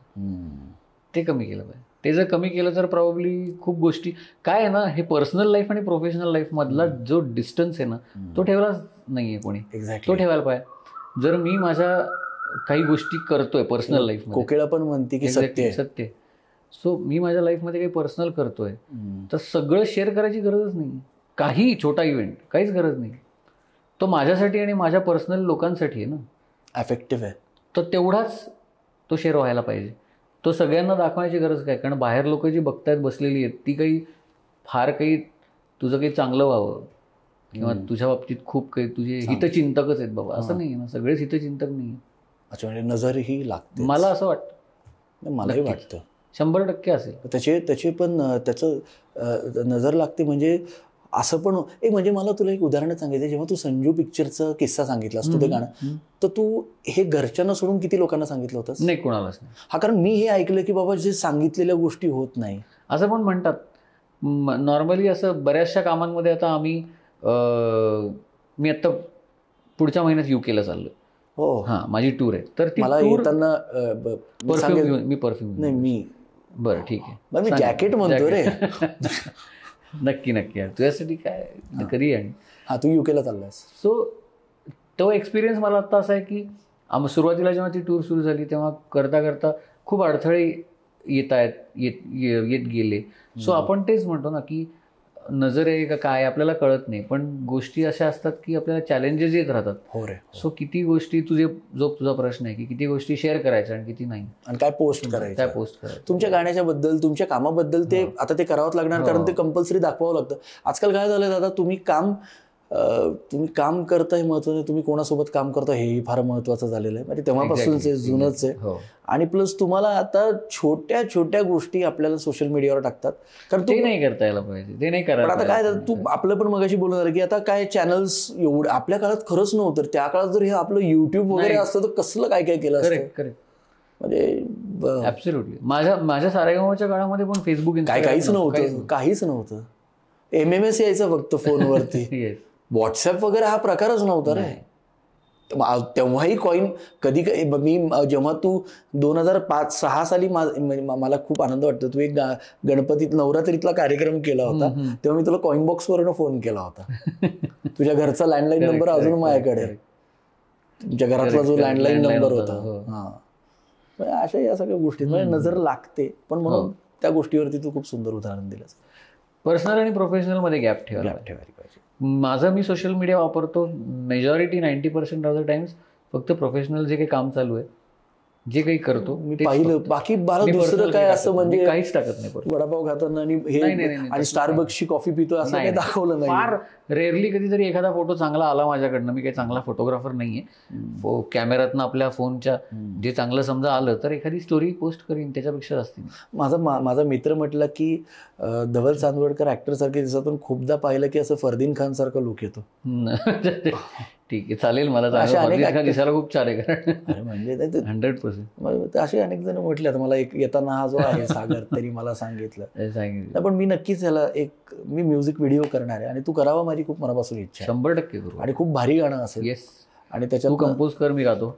हो, मी कंपोज करते, मीच करणार. मी तुला तो तुझ्याकडून गाऊन घेणार. आमच्या शोचा एक टास्क आहे आणि तो सगळ्यांना करावा लागतो. मोकळ्या गप्पा ह्या कार्यक्रमात धवल सुबोध चांदवडकर, एक उत्तम माणूस, पार्श्वगायक आणि आपल्या सगळ्यांचा लाडका धवल दादा आलाय. या कार्यक्रमात मी त्याला एक टास्क करायला लावणार आहे आणि तो सगळ्यांना कंपल्सरी करावा लागतो. कंपल्सरी म्हणजे मनापासून करावा लागतो. द्या साहेब, आमच्याकडे हा फोन आहे आणि या फोनमध्ये कुठलंही नेटवर्क नाही आहे. ह्या फोनमध्ये नाही सिम कार्ड आहे, ओके, नाही ह्या फोनला रेंज आहे, काहीच नाही ह्याच्यात. आणि हा फोन आम्ही तुम्हाला देणार आहे. ओके. आणि तुम्हाला कोणाला तरी फोन लावायचा आहे. ओके. तुम्हाला ज्यांना फोन लावायचा आहे तुम्ही कोणालाही लावू शकता. वस्तू आहे, माणसं आहेत, कोणाला लावायचं त्याला तुम्ही फोन लावू शकता आणि तुम्हाला त्याच्याशी बोलायचं आहे, त्यांच्याशी बोलायचं आहे. हुएर यू वॉन्ट टू, कोणाला लावायचं आहे ती तुमची चॉईस आहे. आणि मी तुम्हाला फोन सुपूर्द करतो. बरं, मग तुम्हाला आता माझे ऍक्टिंग स्किल्स बघणार नाही, हा टास्क आहे. हा टास्क आहे आमच्या. तुला कोणाला लावायचं, बहुतांश तू कोणाशी ते बोलू शकला नसशील, ते आज तू बोलू शकतोस. ही खूप मोठी संधी आहे. ऍक्च्युली खरी खूप मोठी संधी आहे. ओके. मग मी डेफिनेटली हा फोन माझ्या त्या मित्राला लावतो ज्यांनी सारेगमपच्या काळामध्ये त्यांचं मी नाव घेतलं. I was expecting this only. मला वाटलंच होतं. कारण त्यांनी ती संधी दिली म्हणूनच खरं तर काही गोष्टी पुढे घडल्या, नाही तर मी आत्तापर्यंत जॉबच करत असतो असं मला वाटतंय. तू लावू शकतोस आणि बोलू शकतोस त्यांच्याशी, त्यांचं नाव. मी हे कधी आयुष्यात केलेलं नाही. आता तू लावू शकतोस फोन. हॅलो विकास, धवल बोलतोय. सर्वप्रथम तुम्हाला एका पॉडकास्टमधनं फोन करतोय, त्यामुळे तुम्हाला इथनंच कॅमेरावर सगळ्यांसमोर पहिल्यापासनं मनापासून खूप खूप धन्यवाद, खूप थँक्यू म्हणायचं आहे. कारण ह्याचं असं आहे की आज ह्या स्टेजवर जिथे मी आज काम करतो किंवा आपण जसे जसे ग्रो होत जातो त्या वेळेला आपण असं ऐकलं आहे की मागे जिथे आपण सुरुवात केली ज्या गोष्टींना, ती सुरुवात बऱ्याचदा लोक विसरून जातात आणि ती विसरू नये. आणि आजपर्यंत मला ज्या गोष्टींना जिथे जिथे चांगली संधी मिळाली आहे तिथे प्रत्येक स्टेजवर, प्रत्येक स्तरावरती मला तुमची कायमच आठवण येते. आणि तुम्ही माझ्यासाठी एक माझे फ्रेंड, फिलॉसॉफर, गाईड किंवा गुरु किंवा कुठल्याही लेवलला, खरं तर मित्रच, पण असे मित्र की ज्यांनी आजपर्यंत कधीही माझी साथ सोडली नाही, कायम माझ्यासाठी खूप चांगलेच विशेष दिलेत. त्यामुळे तुम्हाला खूप मनापासून थँक्यू आणि कायम असेच माझ्या पाठीशी राहा, माझ्यासोबत राहा, ही प्रार्थना आहे. Thank you so much. So nice of you यार. म्हणजे मला ना तो हा सिनेमा आठवला, लक बाय चान्समध्ये. हां. आणि फरहान अख्तर हा खूप म्हणजे नुकतं त्याची फिल्म येणार असेल, तो स्टार झालेला असतो आणि शाहरुख खान साहेब आत बदलेले असतात आणि त्याचे मित्र सोबत असतात. तर म्हणते ते ऑकवर्ड वाटतं, शाहरुख खान जी आहेत आपण कसं, तर तो म्हणतो थांबा. आणि तेवढ्यात तो आत जातो आणि शाहरुख खान सर म्हणतात अरे कॉंग्रॅच्युलेशन्स आणि हे ते. आणि ते म्हणतात की तुझे मित्र बाहेर थांबलेले आहेत त्यांना का नाही बोलू ते म्हटले नाही ते. तर तेव्हा ते एक वाक्य त्यांनी खूप छान बोलले की जेव्हा तुम्ही काहीच नव्हता आणि तेव्हा ती लोक तुम्हाला ओळखत होते, त्या लोकांना कधी तुम्ही विसरू नका. 100%. आणि आज बहुतांश हे न कळत तुझ्याकडून ही शिकण्यासारखी गोष्ट आहे की ज्यांच्यामुळे तू ह्या धर्तीवर आहेस, पृथ्वीवर आहेस, ते तुझे आई वडील, त्यानंतर तुझे गुरु, आणि त्यानंतर एक अशी फेज असती माणसाच्या आयुष्यात, जीवनात, की त्यावेळेस एक सहप्रवासी भेटतो. करेक्ट. आणि तसं हे विकास येस. जी हे सहप्रवासी आणि गॉड फादर. तर या माध्यमातून आपल्याला हेच सांगायचं आहे की नक्की तुमच्या जीवनात असे अनेक लोक आले असतील की त्यांच्यामुळे तुम्ही आज ह्या स्थानावरती आहात. त्यांना कधीच विसरू नका. कारण हे एक बिल्लू नावाचा सिनेमा आला होता, शाहरुख खान साहेब आणि इरफान, फॅन्टॅस्टिक फिल्म. खूप छान. त्याच्यात तर म्हणजे तो शेवटचा जो आहे तर हे सगळं ते दिसत होतं. आणि मला खूप आनंद वाटतोय की खरं सांगायला गेलं तर तुझे अनेक कार्यक्रम होतात.